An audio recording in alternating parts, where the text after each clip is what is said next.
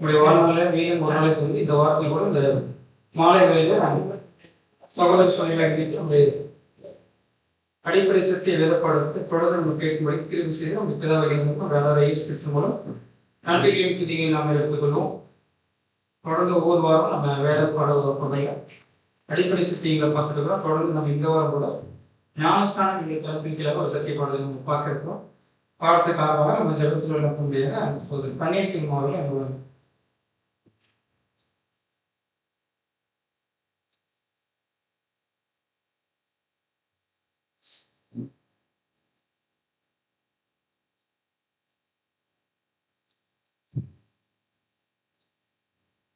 ஜபம் செய்வோம். வானாதி வானங்களுக்கு மேலாக வீட்டிருந்து இப்பூமியின் மணமக்களாகிய எங்கள் எல்லோரையும் கண்ணோக்கி பார்த்து நித்தமும் போஷித்து பாதுகாத்து பராமரித்து வழிநடத்தி கொண்டு வருகின்ற அன்பின் பரலோக பிதாவே, இந்த மாலை வேளையிலே உம்மை நன்றியோடு துதிக்கிறோம், சோதரிக்கிறோம். எங்கள் ஆண்டவர் இயேசு கிறிஸ்து மூலமாக பிதாவாகிய தேவனுடைய அனாதி தீர்மானத்தின்படியாக இந்த ஒரு நாளையும் எங்களுக்கு கிருபையாக வாய்க்க செய்து கடந்த நாட்களெல்லாம் உடைய கண்ணின் மணிகளைப் போல எங்களை பாதுகாத்து வந்த கிருபைகளுக்கும் செய்த கோடான கூடிய நன்மைகளுக்கும் நன்றி துதி ஸ்தோத்திரங்களை உங்களுடைய பொற்பாதத்திலே எடுத்துக் கொள்ளுப்பா. தேவனே, நாங்கள் பாவிகளும் பிரதான பாவிகளும் தூசியும் சாம்பலுமாக இருந்த எங்களையும் ஒரு பொருட்டாக எண்ணி இந்த உலகத்திலிருந்து நீர் எங்களை தனியாக பிரித்து அழைத்து இம்மட்டுமாக உங்களுடைய சத்தியத்தின் பாதையும் நீதியின் பாதையும் எங்களை வழிநடத்தி கொண்டு வருகின்ற மகா பெருக்கிருமைக்கு உண்மை நன்றியோடு துதிக்கிறோம், சோதரிக்கிறோம். தந்தையே, இந்த கடைசி காலங்களிலே உங்களுடைய மேலான சத்தியங்களை நாங்கள் அறிந்து கொள்ளும்படியாக இந்த மண்ணாகி எங்களை நீங்கள் அழைத்து திறந்து கொண்டமைக்கு மாத்திரம் நாங்கள் உங்களுடைய பார்வையில் ஒன்றுமில்லை. எங்களை மண்ணென்று நினைவுறும் தந்தையே, நிற்கிறேன் என்று சொல்லுகிற நாங்கள் விழுந்து விடாதபடிக்கு உங்களுடைய நேசக்கரங்களாலே எங்களை தாங்கி வழிநடத்தி செல்லும்படியாக ஜெபிக்கிறோம். இந்த மாலை வேளையிலும் உடைய சமூகத்திலே உடைய பாதத்தண்டையிலே வந்திருக்கின்ற ஒவ்வொரு சகோதரர்களும் பேப்பர ஆசிர்வதியும் இதனாலும் நீர்முடைய தாசன் மூலமாக எங்களுக்கு வெளிப்படுத்திருக்கிற சத்தியத்தை நாங்கள் எங்களுடைய மனதிலே உள்வாங்கி அதை நாங்கள் எங்களுடைய வாழ்க்கையை அபியாசப்படுத்தி உமக்கு ஏற்ற கனிகளை தந்து உமக்கு ஏற்ற சாட்சிகளால எங்களுக்கு கிருபை தயவு செய்யணுமா ஜெபிக்கிறோம். பிதாவாய் தேவனே, ஞானத்தில் குறைவுள்ளவர்களாக எங்களுக்கு உடைய பெரிதான ஞானத்தையே எங்களுக்கு இன்னும் அதிகமாய் தந்து எங்களை நீதியின் பாயும் சத்தியத்தின் பாயும் மரண பிரிந்தும் வழிநடத்த வேண்டுமாய் எங்கள் ஒவ்வொருவரையும் தேவனை ஒப்புக் கொடுக்கிறோம். இந்த கூட்டத்திற்கு வந்து கொண்டிருக்கிற சகோதரர்களும் தேவனை ஆசீர்வதியும்.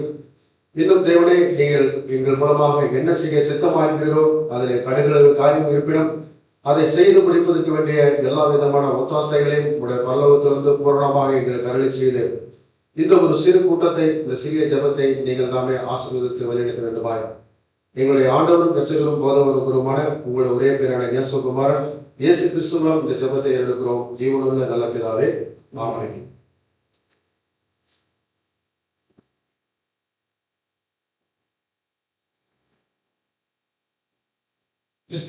அன்பான சகோதர இதுவரை நம்ம பார்த்த சத்தியங்களையாக நம்முடைய வேத வசனங்கள் அடிப்படையில் பரிசுத்த விசுவாசத்தின் அடிப்படையில் நம்ம பார்த்துருக்கின்றோம்.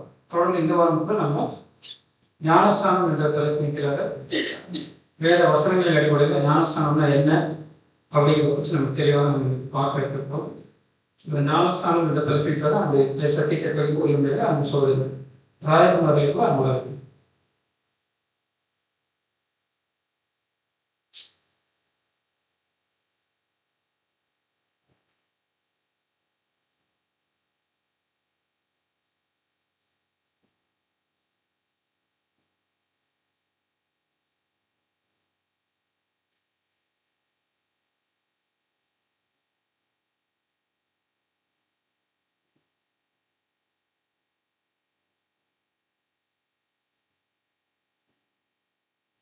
கிறிஸ்து அன்பை அழைக்கப்பட்ட அன்புக்குரிய சகோதரர்களே சகோதரிகளே, உங்களையாவதும் கிறிஸ்துவான அன்பு வாழ்த்துக்கள். தேவனுடைய ஒரு மாபெரும் கிருபை. இது ஒரு நாளிலே கூட அவருடைய சமூகத்தில் அமர்ந்து அவருடைய சத்தியத்தின் மேலான அருமையான ஒரு தியானம் இந்த ஒரு சாயங்கால வேலையும் அந்நேரத்துக்கு தியானம் கொடுத்திருக்கிறாங்க. கடந்த போன நாட்களில் அநேக சத்திய பாடங்கள் வேத வசனங்களின் அடிப்படையில் நாம் தியானிச்சிருப்போம். அந்த அடிப்படையில் இன்னைக்கு நாம் பார்க்க போற அந்த பாடமானது ஞானஸ்நானம் அப்படிங்கிற ஒரு தலைப்பின் கீழாக நாம் இந்த விஷயங்களை பார்க்க போறோம். நமக்கு எல்லாம் தெரியும், சத்திய தெரிவும் சத்தியமே நம்மளை விடுதலையாகும் அப்படிங்கிற விஷயங்கள கடந்த ஒரு வருட காலமாக அநேக ஆழமான சத்தியங்கள் நம்ம கேட்டு என்ன ஒரு நோக்கத்திற்காக தேவன் நம்மை அழைச்சிருக்கிறார் அப்படிங்கிற விஷயத்தையும் சற்று உருவாகினவர்களாகவே நம்ம இருப்போம். அன்பான சகோதரர்கள் சகோதரிகள், அந்த அடிப்படையில தான் இன்னைக்கு நம்ம பார்க்கக்கூடிய இந்த பாடமானது ஞானஸ்நானம் அப்படிங்கிற விஷயத்தை நம்ம பார்க்கணும். அப்ப என்னுடைய ஆங்கில வார்த்தை பேப்டிசம் அப்படின்னு சொல்றத பார்க்கணும். அப்ப இதுக்கு என்ன விஷயம் அப்படின்னு கவனிச்சு பார்த்தீங்கன்னா, அன்பான சகோதரர்கள் முழுக்குதல் அப்படிங்கிற ஒரு அர்த்தம் உடையதாக அங்கே இருக்கிறத நம்ம பார்க்கணும்.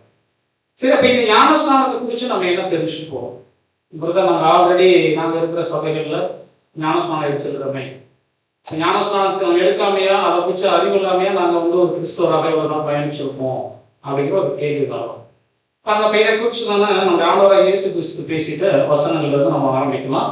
மத்தேயு எழுதின சுவிசேஷம் 28 ஆகையால் நீங்கள் புறப்பட்டு போய் சகல ஜாதிகளையும் சீஷராக்கி பிதா குமாரன் பரிசுத்த ஆவியின் நாமத்திலே அவர்களுக்கு ஞானஸ்நானம் கொடுத்து.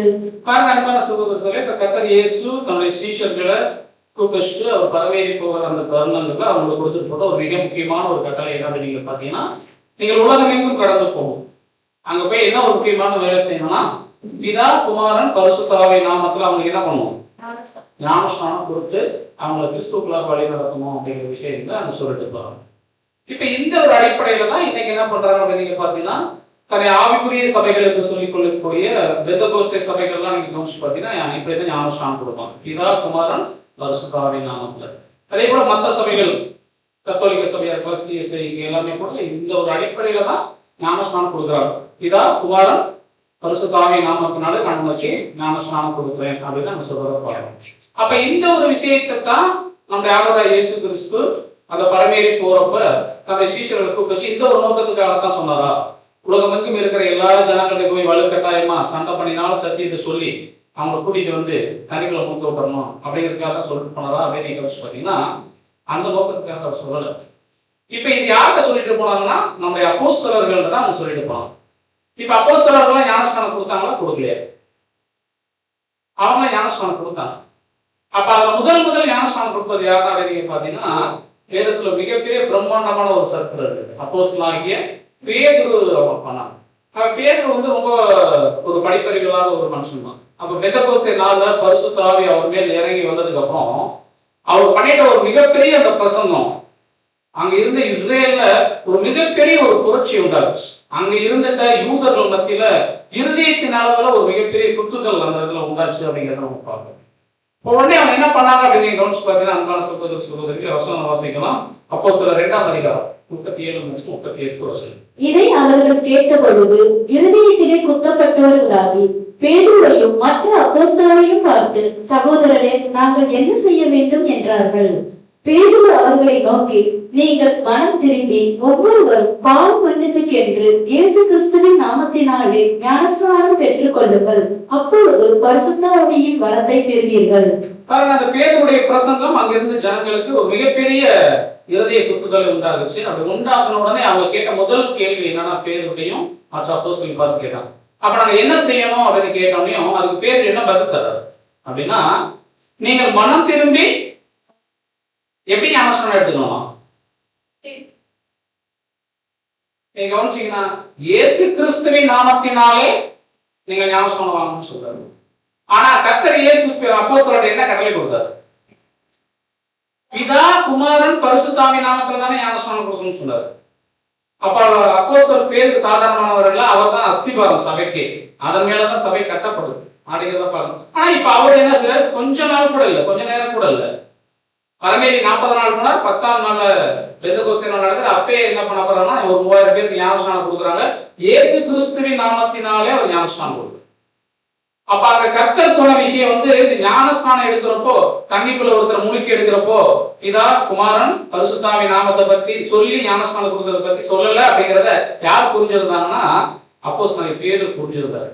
அதனாலதான் அவர் என்ன சொல்றாங்கன்னா கிறிஸ்துவின் நாமத்துலதான் உங்களுக்கு ஞானஸ்நானம் கொடுத்தாரு. அப்ப அந்த இடத்துல நீங்க கவுன்ஸ் பார்க்கும் பொழுது அன்பான சகோதர சகோதரி, இதை சொல்லிட்டு இன்னும் கூட ஒரு வார்த்தை சொல்றாரு பாருங்க. அப்போஸ்தலர் 2ஆம் அதிகாரம் 39-40 வாக்குத்தத்தமானது உங்களுக்கும் உங்கள் பிள்ளைகளுக்கும் நம்முடைய தேவனாகிய கர்த்தர் வரவழைக்கும் தூரத்தில் உள்ள யாவருக்கும் உண்டாயிருக்கிறது என்று சொல்லி இன்னும் அநேக வார்த்தைகளாலும் சாட்சி கூறி மாறுபாடுள்ள இந்த சந்ததியை விட்டு விலகி உங்களை ரட்சித்துக் கொள்ளுங்கள் என்றும் புத்தி சொன்னார். 3000 பேருக்கு அவர் கொடுக்கிற ஆலோசனை. இப்ப அவங்க தான் கேட்டாங்க, நாங்கள் இருதயத்தில் குத்தப்பட்டோம், இப்ப என்ன செய்யணும்னு கேட்டதுக்கு அவருக்கு என்ன பதில் சொல்றாருன்னா, நீங்கள் கிறிஸ்துவின் நாமத்துல ஞானஸ்நானம் பெற்றுக்கொள்ளுங்கள். அப்படி பெற்றுக்கொண்ட என்ன செய்யலாமா, அவருடைய வாக்குத்தத்தம் கூப்பிடுகிற தூரத்துக்கு நீங்க வந்துடுவீங்க. அது மாத்திரம் இல்லாம இந்த மாறுபாடான சந்ததியிலிருந்து உங்களை நீங்க தப்பிச்சுக்கலாம். எவ்வளவு பெரிய விஷயம் பாருங்க அன்பான சகோதரர் சொல்லி. அப்ப அந்த ஞானஸ்நானத்துல மிகப்பெரிய ஒரு விஷயம் அவங்களுக்கு நடக்குது. முதலாவது இருதய குத்துதல் நடக்குது, கிறிஸ்துவுக்குள்ளாக பித்தி சேர்க்கப்படுறாங்க. அதுக்கப்புறம் அந்த மாறுபாடான சந்ததியிலிருந்து அவங்க என்ன பண்றாங்க, பிரித்தெடுக்கப்படுகிறார்கள். அப்படி பிரிஞ்சு வந்தாதான் அவருடைய வாக்கு தத்துவம் கூப்பிடுற தூரத்துக்கு. இப்ப ஏன் கூப்பிடுற தூரம் சொல்றாரு அப்படின்னு நீங்க பாத்தீங்கன்னா, அவர் இன்னும் என்ன பண்ணல, அவங்க அந்த 3000 பேரும் ஞானஸ்நானம் எடுக்கல. ஞானஸ்நானம் எடுத்துட்டாங்கன்னா கூப்பிடுற தூரம் ஆயிடுச்சு, ரொம்ப பக்கம் ஆயிடுச்சு அப்படிங்கிற விஷயத்த நம்ம பார்க்கணும். அப்ப இந்த ஞானஸ்நானத்துல மிக முக்கியமான விஷயம் இருக்குது, ஒரு பிரித்தெடுக்குதல் அங்க நடக்குது மாறுபாடான சந்ததி நடுவில். அன்பான சகோதர சகோதரர்களே, ரொம்ப ஆச்சரியமான சில விஷயங்கள் நம்ம கவனிச்சு பார்க்கிறோம். இங்க அப்போஸ்தலர் அந்த இடத்துல சொல்லும் பொழுது உண்மையான கர்த்தர் அங்க பரமேறி போகிறப்ப சொல்லிட்டார், கிறிஸ்து பிதா குமாரன் பரிசுத்தாவியை பத்தி பேசாம ஏன் இயேசு கிறிஸ்துவை பத்தி பேசினார். இந்த நாமத்துல என்ன பண்ணாரு நீங்க பாத்தீங்கன்னா, ஞானஸ்நானம் கொடுத்தாங்க. கிட்டத்தட்ட கர்த்தருடைய வார்த்தைகளை சந்தோஷமா ஏற்றுக்கிட்டு 3000 பேர் உடனே சார்ந்தாங்க. அவங்க யார் சாதாரணமானவர்கள் இல்லைங்க, அன்னைக்கு இருந்த யூதர்கள். பேதுரு அருமை சொல்றாரு, நீங்க தான் என்ன பண்ணீங்க, இந்த இயேசுவை சிலுவையில் அடிச்சு கொன்னுட்டீங்க அப்படிங்கிற விஷயம் எல்லாம் அவங்க சொல்லும் பொழுது உண்மையாலுமே அதுக்கு அவர் உடன்பட்டவர்களாக இருந்து உடனே மிகப்பெரிய ஒரு மனமாற்றத்துக்குள்ளாக அவங்க வந்தாங்க அப்படிங்கிற விஷயத்தை நம்ம பார்க்கணும். இன்னும் கூட வேதத்தினை தொடர்ந்து வாசித்து பாத்தீங்கன்னா எல்லாமே கிறிஸ்துவின் நாமத்துலதான் அப்போஸ்தலர்களா இருக்கணும், ஞானஸ்நானம் கொடுத்த எல்லாருமே. அப்ப இங்க என்ன விஷயம் குறிக்குது, ஏன் அந்த இடத்துல கர்த்தர் சொன்ன விஷயங்கள் ஒருவேளை இவங்க மீறிட்டாங்களா அல்லது அதிகப்படியான ஞானத்துல செய்யறாங்களா அப்படின்னு பாத்தீங்கன்னா அப்படி இல்லை. அப்ப அதுக்கு என்ன அர்த்தம் அப்படின்னு நீங்க பாத்தீங்கன்னா, அதான் ஞானஸ்நானம் அப்படின்னா முழுகுதல் அப்படிங்கிற அர்த்தம்.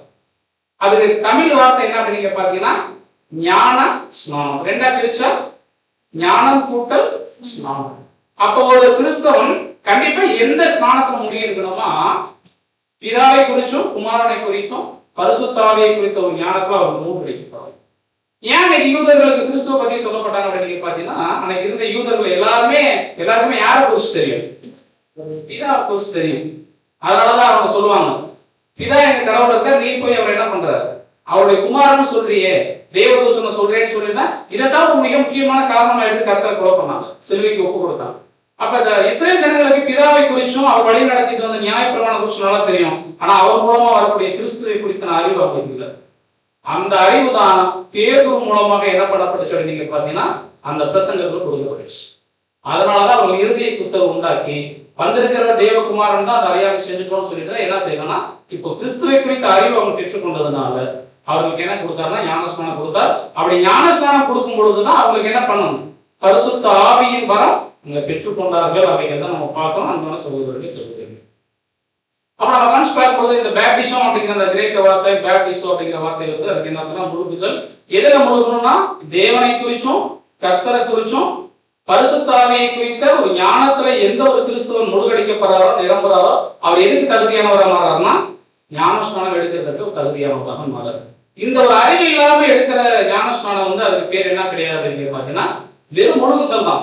அதனோட இடத்துல கோவில்கள் மாம்ச அழுக்கை நீங்கக்கூடிய தண்ணிக்குள்ள போயிட்டு வர ஒரு ஸ்நானமாகவே அது அங்க இருக்கும் அப்படிங்கிறத நம்ம பார்க்கணும். அப்ப எதுல முழுகணும், எப்படி இந்த ஒரு நாலேஜ்குள்ள வரணும் அப்படின்னு கவனிச்சு பாத்தீங்கன்னா அப்போஸ்தலனாகிய பேதுரு அவங்க எழுதுறாங்க, 1 பேதுரு 2ஆம் அதிகாரம் 21. இதற்காக நீங்கள் அழைக்கப்பட்டும் இருக்கிறீர்கள், ஏனெனில் கிறிஸ்துவும் உங்களுக்காக பாடுபட்டு நீங்கள் தம்முடைய அடிச்சுவடுகளை தொடர்ந்து வரும்படி உங்களுக்கு மாதிரியை பின்வைத்து போனார். பாருங்க, நம்ம தேவன் எதற்கு அழைச்சிருக்கிறாராமா, அவருடைய அடிச்சுவடுகளை பின்பற்றி வருவதற்காக அழைச்சிருக்கிறார். யாருடைய அடிச்சுவடு, நம்முடைய ஆண்டவராகிய இயேசு கிறிஸ்துவனுடைய அடிச்சுவடுகளை நம்ம தொடரணும். இப்ப அவருடைய அடிச்சுவடை தொடர்ந்து வர்றதுன்னா என்ன? அவர் நடந்து போன இடத்துல அப்படியே காலேஜ் போயிடுறதா அப்படின்னு நீங்க பாத்தீங்கன்னா, இதை குறிச்சு நம்ம பார்க்கும்போது நம்ம கிறிஸ்துவின் சபை அப்படிங்கிற பகுதியில நம்ம படிச்சிருக்கோம். நம்முடைய ஆண்டவராகிய இயேசு கிறிஸ்து தலையாகவும் அவருடைய சரீரங்கள் அந்த 1,44,000 பேர் அல்லது பிரித்தெடுக்கப்பட்டவர்கள் அவருடைய சரீரமாகவும் அங்க இருக்கிறாங்க அப்படிங்கிறத நம்ம பார்க்கிறோம். அப்போ கர்த்தர் இயேசு கிறிஸ்துவனுடைய சரீரத்துல ஒருத்தர் போய் சேரணும்னா அவங்களுக்கு ஒரு ஆரம்பம் இருக்குது, ஒரு முடிவு இருக்கு. அதுக்கு முன்மாதிரியா யார் இருந்துட்டார் அப்படின்னு பாத்தீங்கன்னா நம்முடைய ஆண்டவராகிய இயேசு கிறிஸ்து இருந்தார். அதனாலதான் பேதுரு எழுதுற அவருடைய அடிச்சுவடுகளை தொடரும். அப்படின்னா அவருடைய வாழ்க்கையை நம்ம பின்பற்றி போகணும். இப்ப கர்த்தர் இயேசு கிறிஸ்துடைய வாழ்க்கை எங்க ஆரம்பமாச்சு? இந்த ஊழியத்தின் பாதையில கேட்டா நம்ம என்ன சொல்றோம்? யோர்தான்ல. ஒரு சில என்ன சொன்னா கன்னிமரியா வயத்துல பிறந்த அப்பயே நம்ம சொல்லுவோம். அதுதான் சிலருடைய நாலேஜ். ஆனா அவர் எங்க ஆரம்பிச்சார் தன்னுடைய வாழ்க்கை அப்படின்னு நீங்க பாத்தீங்கன்னா 30வது வயசுல யோர்தானை நோக்கி அவர் நடந்து வந்தார். காரணம் என்னன்னா, இங்க ஸ்நானகன் யோவான் என்ன பண்ணார் பாத்தீங்கன்னா ஞான ஸ்நானம் கொடுத்திருக்கிறார். மனம் திரும்புதலுக்கு ஏற்ற ஒரு ஞான ஸ்நானம் இருந்துச்சு. அப்ப கர்த்தர் இயேசு கிறிஸ்துவனுடைய வாழ்க்கை எங்க ஆரம்பமாகுதுன்னா யோர்தான் நதியில அங்க ஆரம்பமாகுது. எங்க முடியுது பாருங்க அன்பான சகோதர முடிவு எதுனா கல்வாரியில முடியும். அப்ப இந்த அடிச்சுவடை பின்பற்றி வரும்படிதான் அப்போஸ்தலனாகிய பேதுரு நமக்கு என்ன பண்றாருன்னு ஆலோசனை சொல்றாரு. நம்ம எதற்காக இன்னைக்கு கிறிஸ்துவராக அழைக்கப்பட்டிருக்கிறோம்னா, கர்த்தர் இயேசு நமக்கு ஒரு முன்மாதிரி வச்சுட்டு போயிட்டாரு. எல்லாருமே அவர்தான் முன்மாதிரி. யோர்தான் ஆரம்பிச்சு தன்னுடைய ஓட்டத்தை கல்வாரி சிலுவையில முடிச்சிருக்கிறார். அந்த விஷயங்களை நம்ம சரியாக கடந்து போகணும் அப்படிங்கிறத பார்க்கணும். அப்ப நீங்க கவனிச்சு பார்க்கும் பொழுது அன்பான சகோதர சகோதரர்களே, கர்த்தர் இயேசுனுடைய பிறப்பு இன்னைக்கு உலகத்துல மிகப்பெரிய சந்தோஷமா கொண்டாடப்படுகிறது தான். சாதாரணமான விஷயம் இல்ல. கர்த்தர் இயேசுனுடைய பிறப்பு பரலோகத்திலேயே மிகப்பெரிய ஒரு சந்தோஷத்தை கொடுத்துச்சு. நீங்க அவருடைய வாழ்க்கையை நீங்க கவனிச்சு பாத்தீங்கன்னா 12 வயசுல அன்னைக்கு இருந்து வேத சாஸ்திரிகள் மிரண்டு போகிற அளவுக்கு அவர் என்ன இருப்புல இருந்தாருன்னா இந்த நியாயபூர்வமான ஞானத்தை மூழ்கினவராக இருந்தார். அவங்களே பிரமிச்சு போகிற அளவுக்கு கேள்வி ஞானம் அவர்கிட்ட இருந்ததெல்லாம் நம்ம பார்க்கணும். இதெல்லாம் அவருடைய வாழ்க்கையில முக்கியமானது அல்ல. ஆனா அன்பான சகோதர சகோதரிகளே, அவருடைய மரணம் தான் வேதாந்தத்துக்கு ரொம்ப முக்கியமானது. அதுக்கப்புறம் நீங்க கவனிச்சீங்கன்னா இந்த யோர்தான், இந்த 2 இடைப்பட்ட பகுதி தான் ஒரு உண்மையான கிறிஸ்தவனுடைய அடிச்சுவடுகளாக அங்க இருக்கிறத நம்ம பார்க்கிறோம். அன்பான சகோதர சகோதரிகள், இதைத்தான் அப்போஸ்தலனாகிய பேதுரு எழுதினாங்க. என்ன நீங்க கவனிச்சு பாத்தீங்கன்னா இதற்காகத்தான் நம்ம என்ன பண்ணப்படுறோம், அழைக்கப்படும். இந்த ஒரு ஆரம்பம், இந்த ஒரு முடிவு இன்னைக்கு கிறிஸ்தவா இருக்க நம்ம மத்தியில எங்க இருந்தா அப்படி நீங்க கவனிச்சு பாத்தீங்கன்னா இப்ப அவருடைய ஆரம்ப ஸ்டேஜ் அவருடைய மனோபாவம் வசனம் வாசிக்கலாம். மத்தேயு 3:16. இயேசு ஞானஸ்நானம் பெற்று ஜலத்தில் இருந்து கரை ஏறின உடனே இதோ வானம் அவருக்கு திறக்கப்பட்டது. தேவ ஆவி புறாவை போல இறங்கி தம்மேல் வருகிறதை கண்டார். அன்பான சகோதரர் சொல்லி அவர் ஞானஸ்நானம் பெற்று கரை ஏறின உடனே அவர் என்ன பண்ணப்பட்டுதான், வானம் திறக்கப்பட்டுச்சு. அப்படின்னா வானம் என்ன தெரிஞ்சாங்க அப்படின்னா அவருடைய ஆவிக்குரிய கண்கள் அங்க திறக்கப்படும். இப்ப அவர் என்னதான் செய்யணுங்கிற விஷயம் அங்க தெரியப்படும் அப்படிங்கிறத நம்ம பார்க்கணும். அது மாத்திரம் இல்லாம தேவ ஆவி புறாவை போல அவர்கள் வருது. அப்ப ஞானஸ்நானம் எடுத்தா தான் அவங்களுக்கு பரிசுத்தாவின் வர வரும்னு பேதுரு பேசினார் அந்த பிரசங்கத்துல நம்ம கவனிச்சோம். அந்த யூதர்கள் மத்தியில நீங்க கிறிஸ்துவின் நாமத்துல ஞானஸ்நானம் பெற்றுக்கொள்ளுங்கள், அவளுக்கு பரிசுத்தாவின் வரத்தை பெற்றுக்கொள்ளுங்க சொன்னார். இப்ப கர்த்தர் இயேசு பிறந்து கிட்டத்தட்ட 30 வயசு ஆயிடுச்சு. இது இடைப்பட்ட நேரங்கள்ல தேவன் எங்கேயாவது கர்த்தரை பேசியிருக்கிறார்களா அப்படி நீங்க பாத்தீங்கன்னா பேசினதா இல்லவே. கன்னிமரியாத தூதன் தான் அவங்க பேசுவாங்க, இடையர்கள தூதர் தான் பேசுவாங்க. இந்த 30 வருட வாழ்க்கை ரொம்ப சத்தமே இல்லாம இருக்கு. இவர் தன்னை தேவகுமாரன் சொல்லிட்டே வருவார், ஆனா யாரும் ஏத்துக்கவே மாட்டாங்க. ஆனா இப்ப இவர் ஞானஸ்நானம் பெற்ற உடனே வானம் அவருக்கு திறக்கப்படுது. என்ன ஒரு சம்பவம் நடக்குது அப்படின்னு நீங்க பாத்தீங்கன்னா 17வது வசனம். மத்தேயு 3:17. அன்றியும் வானத்திலிருந்து ஒரு சத்தம் உண்டாகி, இவர் என்னுடைய நேசகுமாரன், இவரில் பிரியமாய் இருக்கிறேன் என்று உரைத்தது. இதுக்கு முன்னாடி கர்த்தர் இயேசுடைய வாழ்க்கை தேவனுக்கு தெரியுமா இல்லையா? 30 வருஷ வாழ்க்கையே ரொம்ப அருமையா இருக்கிறதா சொல்லப்படுது. அந்த 17 வயசுல அந்த தேவாலயத்திலிருந்து கூட்டிட்டு வந்ததுக்கு அப்புறம் அந்த தாய் தகப்பனுக்கு கீழ்ப்படிந்து அப்படியே தன்னுடைய வாழ்க்கை நடத்த நான் சொல்லி முடிச்சு. ஆனா இந்த இடத்துல ஏன் தேவனுடைய சத்தம் வானத்துல இருந்து கூப்பிட்டு அவரே சொன்னார், இவ்வளவு நாள் இவர் தான் தேவகுமாரன் சொன்னார். இப்ப தேவனே என்ன பண்றதுன்னா தன்னை இவருடைய குமாரன் என்று அங்கீகாரம் கொடுத்து ஒரு மிகப்பெரிய சத்தம் அந்த இடத்துல கேட்கறது. ஆனா அங்க கூடியிருக்க எல்லாருக்கும் இந்த சத்தம் பேச கேட்கறது. அவங்க என்ன நினைச்சிட்டாங்க, இது வேற ஒரு சத்தம் கேட்கறதாகவும் தான் இடி முழக்கம் அப்படின்னு தான் நினைச்சிட்டாங்க. ஆனா இந்த சத்தம் யாருக்காக வந்துச்சு அப்படின்னா அங்கே சொல்ற கூடியிருந்த அந்த ஜனங்களுடைய இருதய கடினத்து நிமித்தம் தான் வந்ததாகவும் வசனம் இருக்கு. ஆனா இந்த ஒரு வசனம், இந்த ஒரு சூழல் அந்த ஆண்டவராய் இயேசு கிறிஸ்து ஆரம்பிக்கிற அந்த ஒரு ஆரம்பமான நிலை, ஒரு அடிச்சோடு சொல்ற பாத்தீங்களா, அவருடைய வாழ்க்கை இங்கதான் ஆரம்பம். இதை தேவன் அவருக்கு அங்கீகாரம் பண்ணி தருவார். நாம கூட இருக்கேன், இது சரியான ஒரு வழித்தடம் நீங்க ஆரம்பிக்கிற அப்படிங்கிறதுடைய ஒரு என்கரேஜ்மெண்ட் தான் கர்த்தர் இயேசு. நீங்க நல்லா கவனிச்சு பாத்தீங்கன்னா கர்த்தருடைய வாழ்க்கையில எங்கெல்லாம் ஒரு இக்கட்டான சூழல் இருந்தோ அங்கெல்லாம் கர்த்தருடைய வார்த்தை அவருக்கு உண்டாகும். தேவன் அவரை பலப்படுத்த பேச்சுவார் அப்படிங்கிறத. இப்ப இந்த இடத்துல நீங்க கவனிச்சு பார்க்கும்போது அன்பான சகோதர சகோதரிகளே, தேவனுடைய குமாரன் என்கிற அந்த சத்தம் வானத்திலிருந்து உண்டாகுது. இதுதான் கர்த்தர் இயேசு கிறிஸ்துவின் அடிச்சூடா இருக்கக்கூடிய யோர்தான்ல ஆரம்பமாகக்கூடியது கல்வாரி வரைக்கும் போற ஒரு சூழ்நிலையாக அங்க இருக்குது. இப்ப இந்த ஒரு ஆரம்பமும் ஒரு முடிவு நம்ம பார்க்கிறோம். இதுக்கு இடைப்பட்ட நாட்கள் எவ்வளவு நாட்கள் இருந்துச்சு? ஒரு 3.5 வருஷம் ஊழிய காலம். கர்த்தர் இயேசு அப்படி ஊழியம் செய்யறப்போ அவர் மிக முக்கியமான ஒரு வார்த்தையை நம்ம பேசுறோம். என்ன அப்படின்னு நீங்க கவனிச்சு பாத்தீங்கன்னா வசனம் வாசிக்கலாம். லூக்கா 12ஆம் அதிகாரம் 9ஆம். ஆகிலும் நான் முழுவதுமே ஒரு ஸ்நானம் உண்டு, அது முடியும் அளவும் எவ்வளவோ நெருக்கப்படுகிறேன். இப்பதான் ஞான ஸ்நானம் தண்ணீரை முடிக்க வந்திருக்காரு. அந்த ஸ்நானம் பத்தி இங்க பேசுறாரா அப்படின்னு பாத்தீங்கன்னா, என்ன நோக்கத்துக்காக அவர் முழுகினாரோ அந்த நோக்கம் தன்னுடைய வாழ்க்கையில் நிறைவேறணும், அதற்காக நான் மிகவும் நெருக்கப்படுறேன்னு சொல்றாரு. என்ன நோக்கம் அப்படின்னு நீங்க பாத்தீங்கன்னா, கல்வாரி சிலுவையில தன்னுடைய ஜீவனை அவர் கொடுக்கணும். அதுக்காக ஞானஸ்நானமே எடுக்க வந்தார். அப்ப அந்த ஞானஸ்நானம் எடுத்ததுக்கான நோக்கம் என்னன்னா, தேவனுடைய சித்தத்தை தன்னுடைய வாழ்க்கையில நிறைவேற்றணும். அது அவருடைய சித்தம் என்னவாக இருந்துச்சுன்னா, கல்வாரி சிலுவையில தன்னுடைய ஜீவனை கொடுத்து முழு மனுக்குலத்தை மீட்கணும். அந்த முழுகுதல் நடக்கிற வரைக்கும் நான் மிகவும் நெருக்கப்படுகிறேன் அப்படின்னு.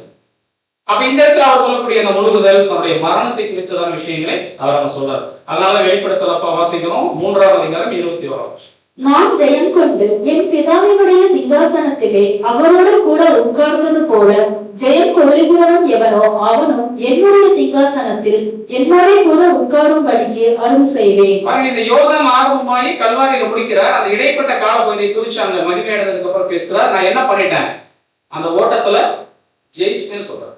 நான் ஜெயம் கொண்டு பிதாவின் சிங்காசனத்தில் உட்கார்ந்தது போல.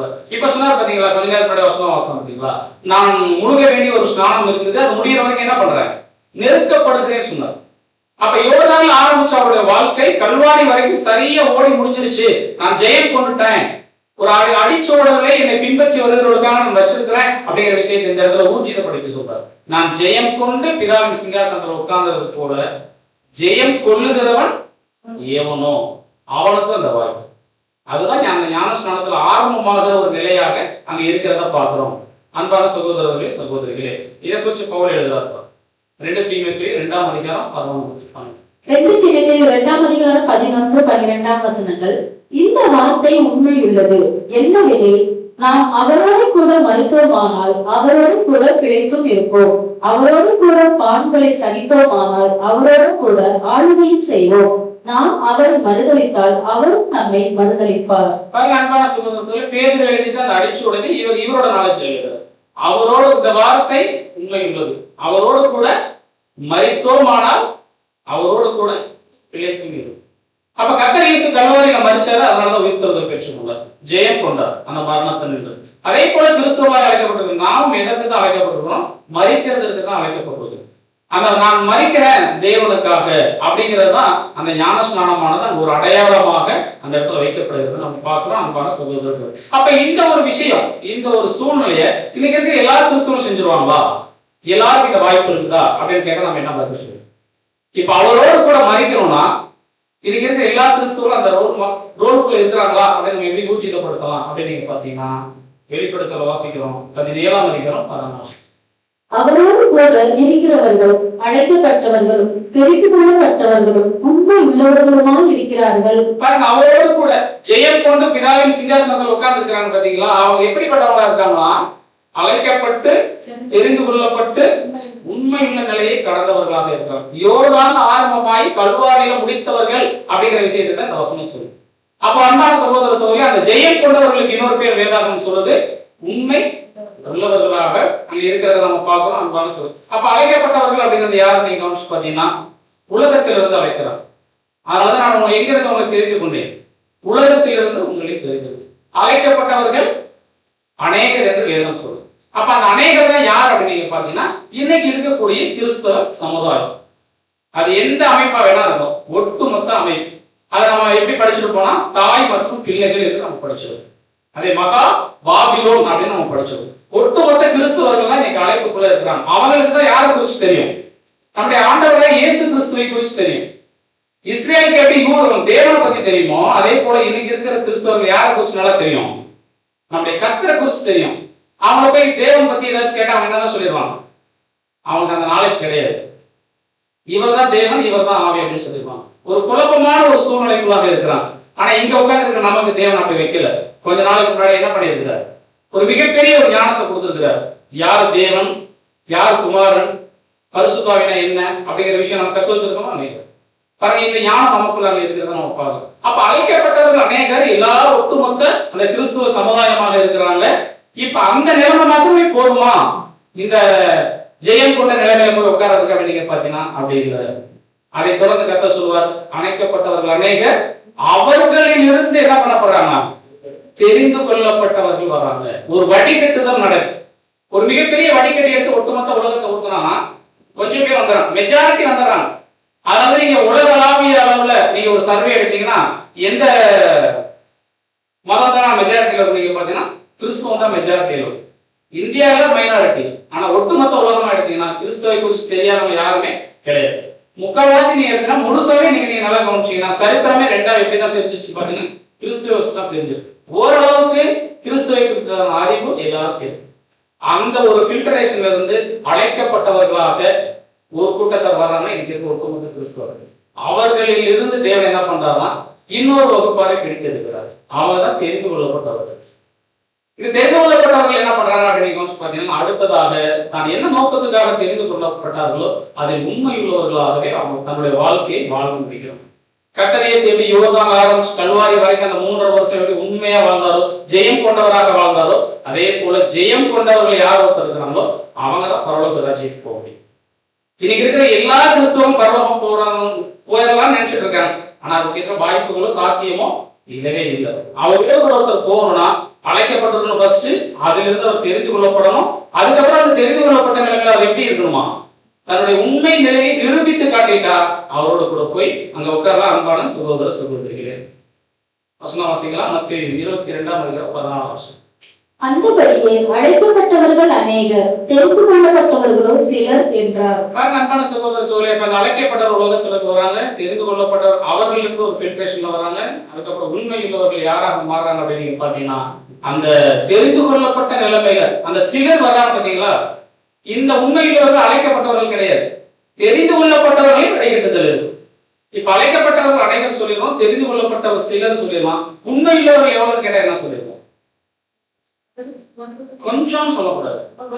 நம்ம இவ்வளவு நாள் படிச்சிருக்கிறோம் 1,44,000 பேர். அப்ப இந்த வடிகட்டி எவ்வளவு பெருசா இருக்கு யோசிச்சு பாருங்க. பிரியமானவர்களே, சாதாரண வடிகட்டி இல்லை இது. 2000 வருஷமா வடிகட்டுதல் நடக்குது. இன்னைக்கு லால்குடிக்கும் நடக்குது. எவ்வளவு பேர் வந்து கீழே நிக்க போறாங்க தெரியல. நிறைய பேர் டஸ்ட் அப்படின்னு நின்னாங்க. பிரியமானவர்களே, அப்ப இங்க ஒரு உண்மையுள்ள நிலைமைக்கு ஒருத்தர் கடந்து போகணும்னா ரொம்ப ரொம்ப ரொம்ப ஒரு இடுக்கமான வழி. அதுதான் கர்த்தருடைய அடிச்சோடு. அதை நம்ம ஆண்டவர் சொல்ற அது ஜெயம் போடணும். பிரியமா, ஜெயம் போடணும்னா நீங்க பயங்கரமா வேணாம், அப்படி ஓடணும் அப்படிலாம் நினைச்ச வேணாம். கண்டிப்பா கர்த்தர் அதுக்காக என்ன பண்றாரு, ஒரு அடிச்சோடை பின்பற்றி வச்சுட்டு போயிடாரு, நமக்காக வச்சுட்டு போயிடாரு. அந்தந்த இடத்துல கால் வச்சு போயிட்டா போகும். புதுசா பாதை போடுறது கஷ்டம், போன பாதையில போறது மனுஷனுக்கு ரொம்ப ஈஸி. அதனாலதான் கர்த்தர் என்ன பண்றாருன்னா தேவன் அவர் மூலமாக ஒரு அடிச்சோடை யோர்தான் ஆரம்பமாயி கல்வாரியில முடிச்சு வச்சிருக்கிறார் அப்படிங்கிற விஷயங்களை நம்ம பார்க்கணும். அப்ப இந்த ஒரு சூழ்நிலைகள் கடந்து போறப்போ அப்ப கர்த்தர் இயேசுனுடைய அந்த ஞானஸ்நானம் குறிச்ச விஷயம் அவருடைய ஆரம்ப நிலை அங்கதான் ஆரம்பிச்சாரு அப்படிங்கிறத பார்க்கணும். அப்ப இந்த ஆரம்ப நிலையில யார் இருந்தார் நீங்க பாத்தீங்கன்னா ஸ்நானம் யோவான் தான். அவருக்கென்று வழியை ஆயத்தப்படுத்துகிற ஒரு மிகப்பெரிய ஊழியம் அவர் அங்க செஞ்சாங்க. இவர் தான் இஸ்ரேல் ஜனங்கள் மத்தியில அந்த மன திரும்புதலுக்கு ஏற்ற ஞானஸ்நானத்தை கொடுத்தாரு. இந்த வாய்ப்பு கொடுத்தது எல்லா யூதர்களுமே வந்துட்டாங்க ஞானஸ்நானம் கேட்டு. உடனே அவர் மிகப்பெரிய ஒரு கேள்வி வைப்பார். என்ன கேள்வி வைப்பார்? விரியன் பாம்பு குட்டிகளே, வரக்கூடிய கோபத்துக்கு தப்பிச்சுக்கணும் யாரும் சொல்லி கொடுத்தாங்க.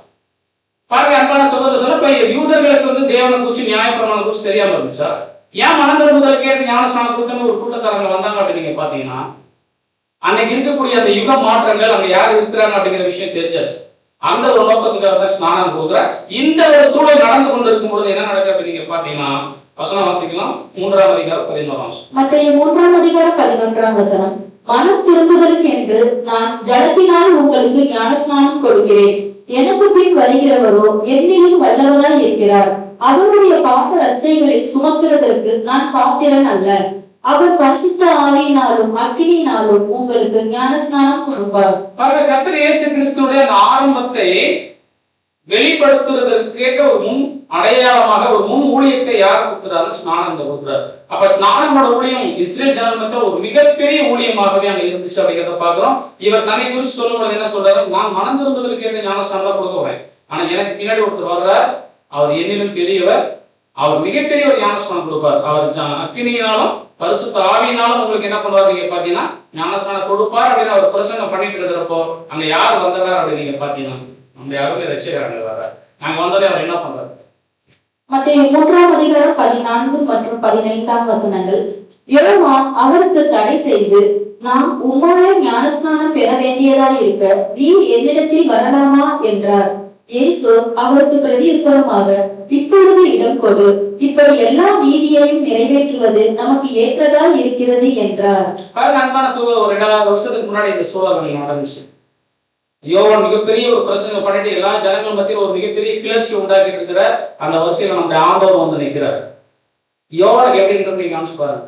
கர்த்தரை பார்த்தாலே அவர் கையில் ஓடாத காவல் ஓடாது. சரி நம்ம வீட்டுக்கு அழைப்பு வந்தாருன்னா பாருங்க இந்த ஒரு சூழல். உடனே அவர் ரொம்ப ஹம்பிளா சொல்றாரு, நீங்க எதுக்கு நீங்க வந்தீங்க? நான் தான் உங்கள்ட்ட ஞானஸ்நானம் வாங்கணும், நான் உங்களுக்கு ஞானஸ்நானம் கொடுக்க மாட்டேன்னு சொல்றாரு. ஆனா அது கர்த்தருடைய பதில் என்னவாக இருந்துச்சுன்னா, அன்பான சகோதர சகோதரிகளே, இப்பொழுது இடம் கொடு, இப்படியாக எல்லா நீதியும் நிறைவேற்ற வேண்டியது நமக்கு ஏற்றதா இருக்குது. அவங்க 2 பேரை பத்தி பேச, நீ என்ன ஊழியம் செய்யோ அந்த ஊழியத்திற்கான நோக்கம் என்ன அப்படின்னு நீங்க கவனிச்சு பாத்தீங்கன்னா, உனக்கானதோ எனக்கானதோ அல்ல, பின்னாடி வரக்கூடிய ஜனங்களுக்கு ஒரு ஆரம்பமான நிலையாக ஒரு அடிச்சுவடாக இது இருக்கும் அப்படின்னு சொல்லிதான் அந்த இடத்துல சொல்றாரு. அப்படி சொன்ன உடனேயும் யோவான் என்ன பண்றாருன்னா எந்த ஒரு தடை இல்லாம உடனே அவருக்கு என்ன பண்ணிடுறாருன்னா அந்த ஞானஸ்நானம் கொடுக்குறாங்க. அந்த ஞானஸ்நானம் கொடுத்த உடனே தான் அன்பான சகோதர சகோதரி அந்த வானம் திறக்கப்படக்கூடிய சூழல். அப்படி கவனிச்சு பாருங்க, நம்ம யாரோட இயேசு கிறிஸ்து இந்த ஞானஸ்நானம் என்ன அப்படின்னா பாவத்துக்கு மதித்து நீதிக்கு பிழைக்கிறது. கர்த்தர் இயேசு பாவம் சொல்றாரு. அவர் ஏன் ஞானஸ்நானம் எடுக்கிறாருன்னா அதான் அங்கே சொல்ற, இது எனக்கானது அல்ல, இது ஒரு நீதி, பின்னாடி வரக்கூடிய ஜனங்களுக்கு ஒரு ரோல் மாடலாக ஒரு ஆரம்ப நிலையாக அவங்க யோர்தான் ஆரம்பிச்சு கல்வாரியில முடிக்கிறதுக்கு ஒரு அடிச்சுவடாக நம்முடைய ஆண்டவராகிய இயேசு கிறிஸ்து என்ன பண்றாருன்னா ஒரு பாவப்பட்ட மனுஷன் எழுதக்கூடிய அந்த ஞானஸ்நானத்துக்கு தன்னை ஒப்புக் கொடுக்கிறார். பிரியமானவர்களே, அப்ப ஞானஸ்நானம் அப்படிங்கிறது வேதாகமத்துல ரொம்ப முக்கியமான ஒரு தருணமாக அங்க இருக்குது கர்த்தர் இயேசுடைய வாழ்க்கை. அவர் ஞானஸ்நானம் எடுத்ததுக்கு அப்புறம் தான் அவருக்கு அவர் செய்ய வேண்டிய ஊழியங்கள், அவருக்கு தெய்வம் வச்சிருக்க அத்தனை தெய்வீக திட்டங்களுடைய வெளிச்சம் அவருக்கு கிடைச்சது அப்படிங்கிற விஷயங்களை நம்ம பார்க்கிறோம். அன்பான சகோதரர்கள், அப்ப இந்த ஞானஸ்நானத்தை குறிச்சு அப்ப அந்த யோர்தான் ஆரம்பமாய் கல்வாரியில முடிகிறது ஒரு அடிச்சுவடன் நம்ம பேசுறோம்ல, அப்ப இந்த அடிச்சுவடை குறிச்சு கர்த்தர் இயேசு இன்னொரு கோணத்துல பேசுறார். எப்படின்னா வசனம் வாசிக்கலாம். யோவான் 3:3 இயேசு அவருக்கு பிரதியுத்தரமாக, ஒருவன் மறுபடியும் பிறவாவிட்டால் தேவனுடைய ராஜ்யத்தை காண மாட்டான் என்று மெய்யாகவே மெய்யாகவே உனக்கு சொல்லுகிறேன் என்றார். பாருங்க, இது யார்கிட்ட பேசப்படுறது தெரியுங்களா? பாருங்க, நிக்கேது ஒரு நாள் அந்தரங்க சீசன், இவருக்கு கத்தர் மேலே அவருடைய பிரசங்கத்தின் மேலே ரொம்ப ஈர்ப்பு. அதனால எவ்வளவு கஷ்டம்னாலும் என்ன பண்ணிடுறாங்க உட்காந்துறாங்க. அதே போல ஒரு ரகசியமான சூழலை கூப்பிட்டு உட்கார வச்சுட்டு, நானும் நீங்க சொல்ற பிரசங்கம் கேட்கிறேன், நானும் எப்படினாலும் தேவனுடைய ராஜ்யத்துக்கு வரணும்னு விருப்பப்படுறேன் அப்படின்னு சொன்னோம். அது கர்த்தர் என்ன பதில் சொல்றாரு அப்படின்னா, ஒருவன் மறுபடியும் பிறக்காவிட்டால் தேவனுடைய ராஜ்யத்துக்கு வர முடியாது. உடனே கேள்வி கேட்கிறார், நான் இவ்வளவு வயசாயிட்டா நான் எப்படி மறுபடியும்? அப்ப அங்க விஷயம் என்ன சொல்றாரு அப்படின்னு நீங்க பாத்தீங்கன்னா, அன்பான சகோதர சகோதரிகளே, இப்படி கேட்ட உடனே அதுக்கு அவர் கொடுக்குற பதில் என்னன்னா வசனம் பார்க்கலாம். யோவான் 3:5 இயேசு அவருக்கு பிரதியுத்தரமாக, ஒருவன் ஜடத்தினாலும் ஆவியினாலும் பிறவாவிட்டால் தேவனுடைய ராஜ்யத்தில் பிரவேசிக்க மாட்டான் என்று மெய்யாகவே மெய்யாகவே உனக்கு சொல்லுகிறேன். இன்னைக்கு ஒரு பரலோக ராஜ்யத்துக்கு போகணும்னா, தேவனுடைய பிரதிநிதியாக மாறணும்னா, இங்க அருமையான ஒரு கீவேர்டு இருக்குது. அவன் என்ன பண்ணணுமா? அவன் ஜலத்தினாலும் ஆவியினாலும் பிறக்கும். அப்படி பிறக்கலைன்னா பரலோகத்திற்கான வாய்ப்பே. அப்ப இது ஜலத்திலும் ஆவியிலும் பிறக்கிறது அப்படின்னா, இதுதான் யோர்தான்ல ஆரம்பமாயி கல்வாரியில முடிக்கிறது. ஞானஸ்நானத்துல ஆரம்பமாயி தன்னுடைய மரணத்துல முடிக்கிற விஷயத்தை இந்த இடத்துல நிக்கதை விட நம்ம சொல்றாரு அப்படிங்கிறத நம்ம பார்க்கிறோம். அன்பான சகோதரர்கள் சகோதரிகள், அப்ப நம்ம கவனிச்சு பார்க்கும் பொழுது இப்ப இந்த ஜலம் குறிக்குது ஞானஸ்நானத்தை, அந்த ஆவி குறிக்குது நம்முடைய மரணத்துக்கு அப்புறமா நாம் பெற்றுக்கொள்ளக்கூடிய அந்த உயிர் தெழுதலை அல்லது ஜெயம் கொள்ளுதலை இந்த இடத்துல குறிக்கிறத நம்ம பார்க்கிறோம். அன்பான சகோதர சகோதரிகளே, அப்ப இந்த இடத்துல நீங்க கவனிச்சு பார்க்கும்போது ஒரு தேவனுடைய ராஜ்யத்துக்குள்ள அவர் போகணும்னா அவருடைய ஆரம்பம் எங்க நடந்திருக்கணுமா? ஞானஸ்நானத்துல ஆரம்பமாயிருக்கணும், கல்வாரியும் முடியும். இப்ப நம்மளும் நிறைய ஞானஸ்நானம் எடுத்ததை நம்மளுடைய மனசு சொல்லலாம், நம்ம எடுத்துக்கலாம். இந்த ஒரு நாலேஜோட அந்த ஞானஸ்நானம் நம்ம எடுத்துப்போமா அப்படின்னு நீங்க பாத்தீங்கன்னா, இன்னைக்கு சபைகள் மத்தியில் இருக்கக்கூடிய ஞானஸ்நானம் நம்ம லாஸ்ட்ல பார்ப்போம். அது இந்த ஒரு நோக்கத்துக்காக கொடுக்கப்படுறது அல்ல, மாறாக என்ன நோக்கத்துக்காக கொடுக்கப்படுது அப்படின்னு பாத்தீங்கன்னா, சபையில ஒரு அங்கமான மாதிரி. இப்ப ஸ்கூல் எல்லாம் போனா இப்பெல்லாம் அட்மிஷன் நடக்குது, ஒரு அட்மிஷன் நடக்குது, அந்த ஒரு விஷயம் தான் ஞானஸ்நானத்துக்கு பயன்படுத்துறாங்க. இவ்வளவு பெரிய டெப்தா இந்த ஒரு நாலேஜோட யாரும் சேர்றது இல்லை அப்படிங்கிறத பார்க்கணும். அப்ப இந்த ஜலத்துல ஆரம்பிச்சு ஆவியில பிறகுற விஷயம் எதை அடையாளப்படுத்த அப்படிங்க பாத்தீங்கன்னா, பாவத்துக்கு மறித்து நீதிக்கு கிடைக்கிற விஷயத்தை அடையாளப்படுத்துது. அதைத்தான் நிக்கோதேமுட சொன்னார், ஒருவன் ஜலத்தினாலும் ஆவியினாலும் பிறக்கிற அந்த விஷயங்களை அங்க சொல்றாரு. அப்ப நமக்கு நல்லாவே தெரியும், ஞானஸ்நானம் எடுக்கிறப்போ எப்படிதான் ஞானஸ்நானம் கொடுப்பாங்க அப்படின்னு பாத்தீங்கன்னா, ஒரு மனுஷனை மல்லாக்க தள்ளி விடுவாங்க தண்ணிக்குள்ள. கவனிச்சிருக்கீங்களா? ஒருத்தர் மல்லாக்க தண்ணியில் விழுந்துட்டான்னு வச்சுக்கோங்களேன், அவர் சொந்த பலத்தால எந்திரிக்க முடியாது, யாரோ ஒருத்தரோட உதவி இருந்தா தான் எந்திரிக்க முடியும். அது எதை அடையாளப்படுத்துதுன்னா, ஒரு மனுஷன் மரணத்துக்கு போயிட்டாருன்னா அவரோட சொந்த முயற்சினால என்ன பண்ண முடியாது, எந்திரிக்க முடியாது. தூக்கி விடுறது 2 பேர் வேணும், அதனால 2 பேர் தூக்கி விடுறோம். அது எதை அடையாளப்படுத்துதுன்னா, மரணத்திலிருந்து நம்ம ரட்சிக்கிறதற்கு நம்முடைய கர்த்தர் இயேசு அவங்க இருக்கிறாங்க அப்படிங்கிற விஷயத்தை அடையாளம். நாம என்ன பண்றோம் அப்படின்னா, அந்த ஞானஸ்நானத்துல பாவத்துக்கு மரித்த நிலைமைக்கு போயிடும், ஆவியில் அந்த பிழைக்கிற விஷயத்துக்குள்ள வந்துடும். ஆனா அந்த ஆவியில் பிழைக்கிற விஷயத்தை நம்மளுடைய வாழ்க்கையில நிரூபித்து காட்டுவதற்கு தான் நமக்கு எந்த இடைப்பட்ட காலம், அந்த கல்வாரி வரைக்கும் அங்க இருக்குது. அதுதான் ஜெயம் கொள்ளுதல் அப்படிங்கிற விஷயத்தை நம்ம பார்க்கிறோம். அன்பான சகோதரர்களே, அதனாலதான் வசனம் விதமாக சொல்லுது, வெளிப்படுத்தல் 20ஆம் அதிகாரம் 6ஆம். முதலாம் உயிர்த்தெழுதலுக்கு பங்குள்ளவன் பாக்கியவானும் பரிசுத்தவானுமாய் இருக்கிறான், இவர்கள் மேல் 2ஆம் மரணத்திற்கு அதிகாரம் இல்லை. பாருங்க, இந்த ஜெயம் கொண்டவர்கள் அவங்களை குறிச்சு இன்னொரு பேர் இருக்குது, அவர்கள் முதலாம் உயிர்த்தெழுதலுக்கு பங்குள்ளவர்கள். அப்ப இந்த முதலாம் உயிர்த்தெழுதல் ஒருத்தர் பெற்றுக்கொள்ளணும்னா அவர் கண்டிப்பா அழைக்கப்பட்டிருக்கணும், அதுல இருந்து தெரிந்து கொள்ளப்பட்ட நிலைமைக்கு வந்திருக்கணும். அதுக்கப்புறம் தன்னுடைய உண்மை தன்மையை அவர் நிரூபித்திருந்தால் அவருக்கு கிடைக்கக்கூடிய மிகப்பெரிய பரிசு என்னன்னா முதலாம் உயிர்த்தெழுதல். அந்த முதலாம் உயிர்த்தெழுதலுக்கு பங்குள்ளவன் யாரா இருக்கிறான்? ஃபர்ஸ்ட் அவன் பாக்கியவானா இருக்கிறான், அதுக்கப்புறம் அவன் பரிசுத்தவனாக மாறான். பிரியமானவர்களே, பார்த்தா பரிசுத்தவான் என்கிற ஒரு பேர் அவருக்கு எப்ப நிரந்தரமாக மாறுது அப்படின்னு பாத்தீங்கன்னா, அந்த முதலாம் உயிர்த்தெழுதலை பெற்றுக்கொள்வது வரைக்கும். ஆனா அதுக்கு முன்னாடி நம்மளாம் பாக்கியவான்கள். காரணம் என்ன? இந்த ஒரு சத்தியத்தை நம்மளுடைய காதுகள் அங்க கேட்கறத நம்ம பார்க்கணும். இவங்களை வச்சுதான் தேவன் என்ன பண்றாருன்னா, அந்த 1000 வருஷம் அரசாட்சியில மிகப்பெரிய ஆளுகைக்குள்ளாக கொண்டு வர்றார் அப்படிங்கிறத நம்ம பார்க்கணும். அன்பான சகோதரர்களே, இதை பவுல் எழுதுறாங்க பாருங்க, ரோமர் 6ஆம் அதிகாரம் 11ஆம். அப்படியே நீங்களும் உங்களை பாவத்திற்கு மறித்தவர்களாகவும் நம்முடைய கர்த்தராகிய இயேசு கிறிஸ்துவுக்குள் தேவனுக்கு என்று பிழைத்திருக்கிறவர்களாகவும் எண்ணிக்கொள்ளுங்கள். ரொம்ப முக்கியமான வசனம் என்ன நீங்க கவனிச்சீங்கன்னா, நாம் பாவத்துக்கு மறித்தவர்களாகவும் கிறிஸ்து இயேசுவுக்குள் பிழைத்திருக்கிறவர்களாகவும் நம்ம எண்ணிக்கொள்ளணும். அப்ப ஞானஸ்நானத்துல என்ன நடக்குது அப்படின்னு பாத்தீங்கன்னா, நம்முடைய பாவத்து நிமித்தம் கிறிஸ்துவுக்குள்ளாக நம்ம என்ன பண்ண போறோம்னா மறித்து அடக்கம் பண்ண போறோம். பாவத்துக்கு மறித்தவர்களாய் நீதிக்கு அந்த இடத்துல பிழைத்தவர்களாக மாறும். அப்ப இங்க நீங்க கவனிச்சு பார்க்கும் பொழுது இயேசு கிறிஸ்துவுக்குள் இருக்கிறவங்க குறிச்சு தான் பேசும். அவங்க தான் என்ன பண்ணப்படுவாங்க அப்படின்னு நீங்க பாத்தீங்கன்னா, அந்த ஆவியினால் பிழைத்து இருக்கிற நிலைமையை அவங்க எட்டி பிடிக்க முடியும் அப்படிங்கிற விஷயத்தை நம்ம பார்க்கிறோம்.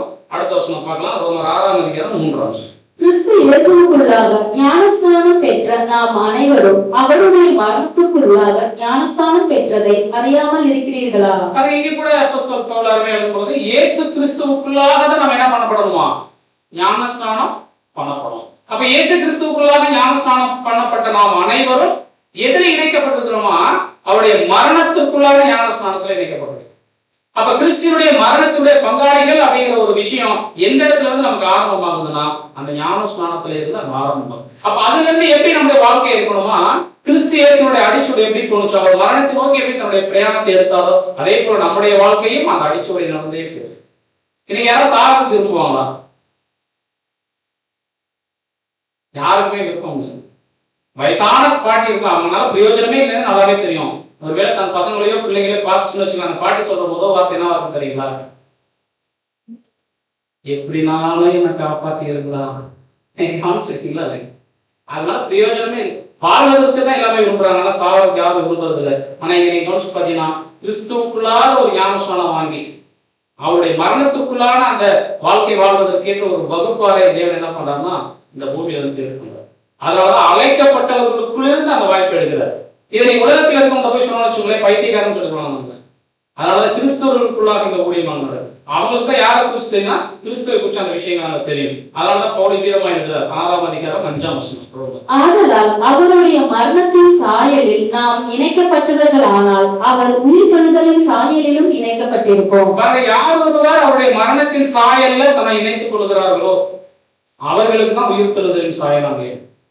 ஆனா இன்னைக்கு யாருக்குமே மரணத்திற்குள்ளாக இணைத்துக் கொள்வதில் யாருக்கும் என்ன இல்லை, விருப்பம் இருக்கிறதே இல்லை. அந்த விருப்பப்படக்கூடிய ஒரு சில வகுப்பார் ஒரு சிலர் மாத்திரம் தான் இந்த பூமியில இருக்கிறாங்க. அதனாலதான் தெரிந்து கொள்ளப்பட்டவர்கள் சிலர் அது உண்மையிலும் சொற்பமாக இருக்கிறாங்க அப்படிங்கிற விஷயத்த நம்ம பார்க்கிறோம். அன்பான சகோதரர்களே, அடுத்த வருஷம் பாருங்க, பிலிப்பியர் 3ஆம் அதிகாரம் 10. இப்படி நான் அவரையும் அவருடைய உயிர்த்தெழுதலின் வல்லமையையும் அவருடைய பாடுகளின் ஐக்கியத்தையும் அறிகிறதற்கும் அவருடைய மரணத்திற்கு ஒப்பான மரணத்திற்குள்ளாகி எப்படியாலும் நான் மறைத்தோரிலிருந்து உயிரோடு எழுந்திருப்பதற்கு தகுதியாக படிக்கும் அவருக்காக எல்லாவற்றையும் நஷ்டம் என்று விட்டேன், குப்பையுமாக எண்ணுகிறேன். ரொம்ப அருமையா இருக்கிறாங்க. எப்படினாலும் எதுல இணைக்கப்படணுமா அந்த உயிர்த்தெழுதலின் சாயலுடன் இணைக்கப்படுவதற்காக எப்படினாலும் அவர் கடந்து போன அந்த பாதையிலேயே நாம் கடந்து போய் அந்த உயிர்த்தெழுதலின் சாயலை எட்டி பிடிக்கிறதுக்காக எனக்கென்று இருக்கக்கூடிய அத்தனை லாபமான விஷயங்களை என்ன நினைச்சாங்க, நஷ்டம் விட்டாரா. அதெல்லாம் ரொம்ப தூசம் நான் நினைச்சாரன்னு சொல்றேன். அது எனக்கு வேணாவே வேணும், ஒரு பொருட்டாவே நான் என்னன்னு சொல்றேன். மிஞ்சிப்பா நம்ம என்ன எத்தனை வருஷம் வாழ்ந்துருவோம்,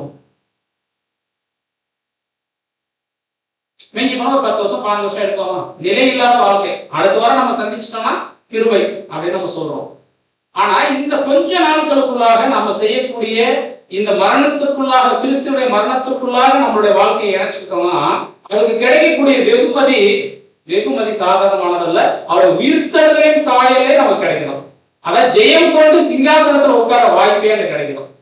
நீங்க யோசிச்சு பாருங்க தெரியுமா, ஒரு ஏதாவது ஒரு படிப்பு படிக்கணும், ஏதோ ஒரு வேலைக்கு போகணும், அதுக்காக நம்ம போடக்கூடிய எஃபோர்ட் நிறைய. ஆனா நம்ம தேவன் அழைச்சிருக்கு ரொம்ப சொற்பமான காலப்பகுதியில் அழைச்சிருக்கிறார். இருக்கிற காலம் ரொம்ப குறைச்சல் தான். ஆனா அதற்காக நம்ம செய்யக்கூடிய வழிக்கு நம்ம செய்யக்கூடிய வாழ்க்கை முறைக்கு தேவன் கொடுக்கிற வெகுமதி ரொம்ப பெருசு. அவர் உயிர்த்தெழுதலின் சாயலே நமக்கு கிடைக்கும். பிரியமானவர்களே, இப்ப இதுதான் கர்த்தர் இயேசு கிறிஸ்துவனுடைய யோர்தான் ஆரம்பமாய் கல்வாரியில முடிகிற இந்த சூழலாக நம்ம பார்க்கிறோம். இதனுடைய வெகுமதிகளாக பார்க்கிறோம். இப்ப இந்த இடத்துல நீங்க கவனிச்சு பார்க்கும் பொழுது அந்த யோர்தான்ல கர்த்தர் இயேசு ஞானஸ்நானம் எடுத்தாங்கல்ல, அப்ப ஞானஸ்நானம் எடுக்கிறப்ப அவரோட மனநிலை என்னவா இருந்துச்சு, ஏதாவது சொல்லியிருப்பாரா? அங்க வசனம் பார்க்கிறோம், அவர் கரையிலிருந்து வானத்துல இருந்து சத்தம் தான் வந்துச்சு. ஆனா அந்த இடத்துல கர்த்தருடைய மனநிலை என்னவாக இருந்துச்சு அப்படின்னு நீங்க கவனிச்சு பாத்தீங்கன்னா வசனம் வாசிக்கலாம். எபிரேயர் 10ஆம் அதிகாரம் 7ஆம் வசனம்.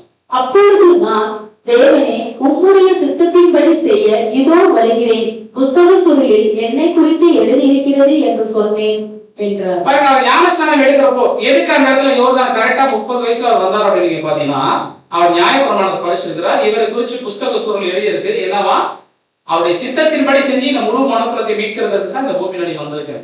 இந்த விஷயத்தை உணர்ந்தவராக இருந்த அந்த இடத்துல வர மிகப்பெரிய சத்தமோ விஷயம் இல்லை. அவருடைய சிந்தனையில் என்ன இருந்துச்சுன்னா, தேவனே இனிமேல் என்னுடைய வாழ்க்கை 30 வருஷம் நான் ஒரு வாழ்க்கை வாழ்ந்துட்டேன், இனிமேல் நான் வாழக்கூடிய வாழ்க்கை யாருக்காக தான் நீங்க பாத்தீங்கன்னா உங்களுடைய சித்தத்தை தவிர வேற எந்த சித்தமே என்ன பண்றது செய்வது இல்லை அப்படிங்கிறது அந்த ஞானஸ்நானத்துல அங்க ஆரம்பமான விஷயமாக நம்ம பார்க்கணும். அவருடைய சிந்தனைகள் இதுதான் இருந்துச்சு. அதனாலதான் லாஸ்ட்ல அவர் சொல்லும் பொழுது எல்லாம் முடிந்தது, உங்களுடைய சித்தம் செய்ய வந்து அதை நான் செஞ்சு முடிச்சிட்டேன்னு சொல்லிட்டு கல்வாரியில சொல்றாரு அப்படிங்கிறத நம்ம பார்க்கணும். அப்ப அந்த ஞானஸ்நானத்துல என்ன ஆரம்பமாகுது அப்படின்னு நீங்க பாத்தீங்கன்னா நம்மை குறித்து என்ன தேவன் திட்டம் வச்சிருக்கிறாரோ அதை ஆரம்பிக்கிற ஒரு விஷயமாக அங்க இருக்கிறத நம்ம பார்க்கணும். அப்ப தேவனுடைய சித்தம் என்னன்னா, இனிமேல் கர்த்தர் இயேசு இந்த உடன்படிக்கை பண்ணதுல இருந்து ஞானஸ்நானம் எடுத்ததுல இருந்து இனிமேல் என்னுடைய சுய வெறுப்பை நான் என்ன பண்றதில்லை, சேர்ந்து இல்லை. மாறாக உங்களோட சித்தத்துக்காக நான் என்ன பண்றேன், என்னுடைய வெறுப்புகளை நான் பலியாகிறேன். நீங்க நல்லா கவனிச்சு பாருங்க, 3 வருஷ வாழ்க்கையில கர்த்தருடைய வார்த்தைகளை நீங்க நல்லா கவனிச்சீங்கன்னா சீசர்கிட்ட சொல்லிட்டே இருப்பார், என் பிதாவின் சித்தம் செய்யறதே எனக்கு சாப்பாடே அதுதான், அதுக்கு தான் இந்த பூமியில வந்திருக்கிறேன் அப்படிங்கிற விஷயத்த எந்த இடத்துல தன்னுடைய சுய நீதியை சுய லாபத்தையோ சுய மரியாதையை தேடாம என்னதான் சொல்றதா தேவனையே முன்னிட்டு நடத்துவார். திடீர்னு ஒரு கூட்டம் வரும், நல்ல போதகரே அப்படின்றாங்க, அவர் என்ன சொல்லிடுவார், உங்களோட ஊழியர் ரொம்ப பெருசுக்கு ரொம்ப பிரம்மாண்டம் அப்படி எப்படி சொல்லுவார், அதுக்கு அவர் ரொம்ப கம்பலா சொல்லிடுவார், என்ன போய் ஏன் நீங்க நல்லா சொல்றீங்க, இதுதான் அவருக்கு என்று கிடைக்கக்கூடிய அத்தனை கன மகிமை யாருக்கே அவர் கொடுத்துருவார் நீங்க பாத்தீங்கன்னா தேவனுக்கு மாத்திரம் தான் சொல்லிட்டார். எல்லா இடத்திலும் தேவனை இல்லாம அவர் மூச்சு திறந்துட்டாலே அவர் வாயிலிருந்து ஒரு வார்த்தை வருதா யாரை குறிச்சுதான் இருக்கும், அப்பாவுக்கு கொடுத்தாரு. ஏன்னா அவரோட அவர் என்ன பண்ணியிருக்கிறார், உங்களுடைய சித்தம் செய்ய வரேன்னு நான் சொல்லிட்டேன், எந்த நேரத்திலும் அங்க செஞ்சுக்கிறேன். அவருடைய சாப்பாடு, அவருடைய வேலை, எந்த நினைவு எல்லாமே அதுவாகவே அங்க இருக்கிறதாக நம்ம பார்க்கணும்.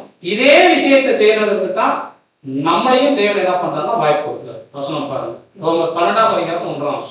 அப்படி இருக்க சகோதரரே, நீங்கள் உங்கள் சரீரங்கள் பரிசுத்தமும் தேவனுக்கு பிரியமான ஜீவ பலியாக ஒப்பு கொடுக்க வேண்டும் என்று தேவனுடைய இரக்கங்களை முன்னிட்டு உங்களை வேண்டிக் கொள்கிறேன். இதுவே நீங்கள் செய்யத்தக்க புத்தியுள்ள ஆராதனை. அன்பான சகோதர சகோதரி, அந்த தேவனுடைய சித்தம் செய்வதற்காக புஸ்தகத்துக்குள்ள எழுதியிருக்கு கர்த்தரை குறிச்சு. நம்மளை குறிச்சு வேதாகமம் என்ன எழுதியிருக்கு நீங்க பாத்தீங்கன்னா, அவருடைய சரீர அங்கங்களை குறிச்சு, நம்முடைய சரீரங்களை பரிசுத்தமும் தேவனுக்கு பிரியமான ஜீவ பலியாக, உயிரோடு இருக்கிற பலியா ஒப்பு கொடுக்கணும். அதை நான் என்ன பண்றேன்னா, தேவனுடைய இரக்கங்கள் முன்னிட்டு நான் வேண்டிக் கொள்கிறேன். அது என்ன ஜீவ பலிதான்? இன்னைக்கு உலகத்துல பலி செலுத்துறாங்க, ஆடு மாடு ஆடுறோம், அதெல்லாம் எப்படி செலுத்துறாங்க தெரியுங்களா? அதுக்கு பேர் செத்த பலி, வெட்டிட்டு தான் பலி செலுத்துவாங்க. ஆனா நம்ம அப்படி அழைக்கப்படல.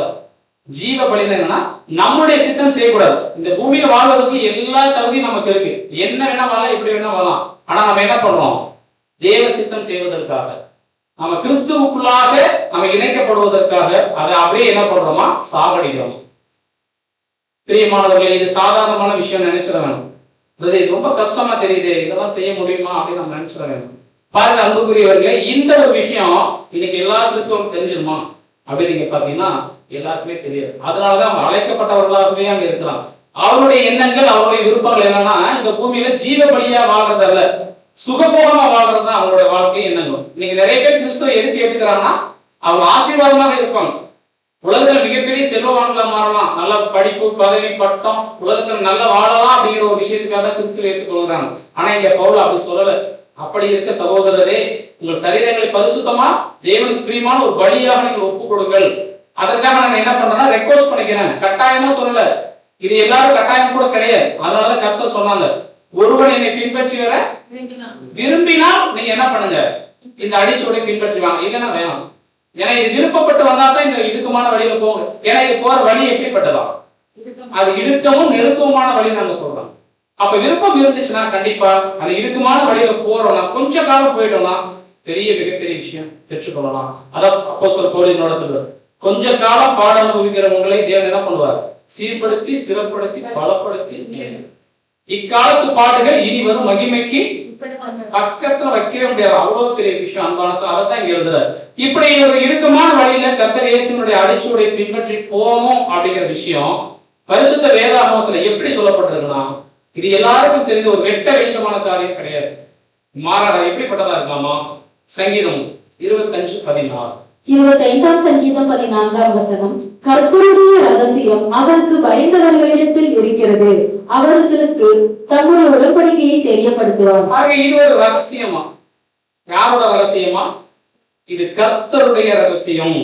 இது எல்லாருக்கும் தெரியாம, ரகசியம் 4 பேருக்கு தெரிஞ்சாதான் ரகசியம், 40 பேருக்கு தெரிஞ்சா பாருங்க. இங்க அழைக்கப்பட்டவர்கள் மத்தியில தேவன் ஒரு ரகசியமான கூட்டத்தை வச்சிருக்கிறார். அவங்களுக்கு தன்னுடைய ரகசியத்தை சொல்லிக் கொடுக்க விருப்பப்படுறார். அதனால இங்க சொல்லுது, அவர் பயந்தவர்களிடத்துல தான் அந்த ரகசியத்தை சொல்லுவார். இப்ப நம்ம வீட்லயே ஒரு ரகசியம், நம்ம வீட்லயே ஒரு வச்சிருக்கோம்னு வச்சுக்கோங்க, எல்லாத்தையும் போய் சொல்லிடுவோமா? நம்ம சொந்தக்காரங்க, பந்தக்காரங்க, பசங்க ஏதாவது சொல்லிடுவோங்களா? அவனுக்குன்னு ஒரு மெச்சூர் இருந்தா தான், சொல்லுவதற்கு நம்பிக்கைக்குரியவர்களாக இருந்தா தான் சொல்லுவான். கணவனுக்கு தெரிஞ்ச ரகசியம் இருக்கு, மனைவிக்கு தெரியாம, மனைவிக்கு தெரியாத கணவனுக்கு தெரியாத ரகசியம் இருக்கா இல்லைங்களா? சூழ்நிலைகள் வரப்பதான் சொல்லுவாங்க. அப்ப இங்க வேதாகம் நமக்கு சொல்லுது, ஒரு ரகசியம் இருக்குன்னா அது கர்த்தருடைய ரகசியமா, அது எல்லாருக்கும் தெரியாம. யார் எடுத்தால் அவருக்கு பயப்படுறாங்களோ அவங்க கண்டிப்பா அந்த ரகசியத்தை சொல்லி தருவாங்க. என்ன அந்த ரகசியம்? அந்த ரகசியம் என்ன அப்படின்னு சொல்றாருன்னா, ஒரு உடன்படிக்கையை சொல்றாரு. கர்த்தருடைய ரகசியம் அவர்கள் பயந்தவர்களிடத்தில் இருக்கிறது, அவர்களுக்கு தன்னுடைய உடன்படிக்கையை தெரியப்படுத்துவார். இதுதான் ரகசியம். ஆனா இந்த ஒரு உடன்படிக்கை இன்னைக்கு இருக்குன்னு சொல்லிட்டு அழைக்கப்பட்டவர்களுக்கு தெரியுமா? இன்னைக்கு இருக்க பெயர் கிறிஸ்தவர் தெரியுமானா தெரியாது. ஆனா அவர்கள் மத்தியில் இருந்த தேவன் ஒரு ரகசிய வகுப்பாரை, அவருக்கு பயப்படுகிற வகுப்பாரை கூட்டிட்டு வர இந்த அழைப்பு. அதனால கடந்த வாரம் நம்ம பார்த்திருப்போம், இந்த அழைப்பு எல்லாருக்குமானது அல்ல, ஒரு குறிப்பிட்ட வகுப்பாருக்கு மாத்திரம் தான். அந்த ரகசியம் என்ன அப்படின்னு நீங்க பாத்தீங்கன்னா, சங்கீதம் 50:5. 50ஆம் சங்கீதம் 5ஆம் வசனம், பலியினாலே என்னோட உடன்படிக்கை பண்ணின என்னுடைய பரிசுத்தவான்களை என்னிடத்தில் கூட்டுங்கள் என்பார். பாருங்க, அந்த ரகசியம் என்னவா, பலியினால் உடன்படிக்கை பண்ணின பரிசுத்தவான்கள். அப்ப நம்ம எல்லாரும் கிறிஸ்துவரை எப்படிதான் கூப்பிடுறோம்? சகோதரரே சகோதரிகள் தான் கூப்பிடுறோம். ஆனா யாரோடுவர் இந்த ஞானஸ்நான உடன்படிக்கை எடுக்கிறாங்களோ அந்த நிலைமையில இருந்து அந்த நிலைப்பாட்டில் அவங்க யாராக மாறுறாங்களோ வசனம் சொல்லுது அவருடைய பரிசுத்தவான்களாக மாறுறாங்க. கர்த்தருடைய பரிசுத்தவான்கள் பேர் அந்த இடத்துல வந்து அவங்களுக்கு கிடைக்கும். இது சாதாரணமான விஷயம் நீங்க நினைக்கிறீங்களா? தேவன் நம்மளை பார்த்து பரிசுத்தவான்னு சொல்றாருன்னா சற்று நீங்க நிதானிக்கணும். அதுக்கு நம்ம தகுதிங்களா? காரணம் என்னன்னா நம்ம அவருக்கு பயப்படுறோம். வேதத்துல வசனம் இருக்கு, அவருக்கு பயப்படும் பயம் என் உள்ளத்தில் இருக்கிறது. அப்ப நம்ம ஏதோ ஒரு சூழல தேவனுக்கு பயப்படுகிற ஒரு வகுப்பாராக இருந்துக்கிறதுனாலதான் அந்த ரகசியத்திற்கு சொந்தக்காரர்களாக மாறணும் இருக்கணும் அப்படிங்கிறதுக்காகத்தான் தேவன் நம்மளை கூப்பிட்டு வச்சு வைப்பாரு. நீங்க நினைச்சுக்கோங்க, லாபுடியில கிறிஸ்தவங்களே இல்லையா?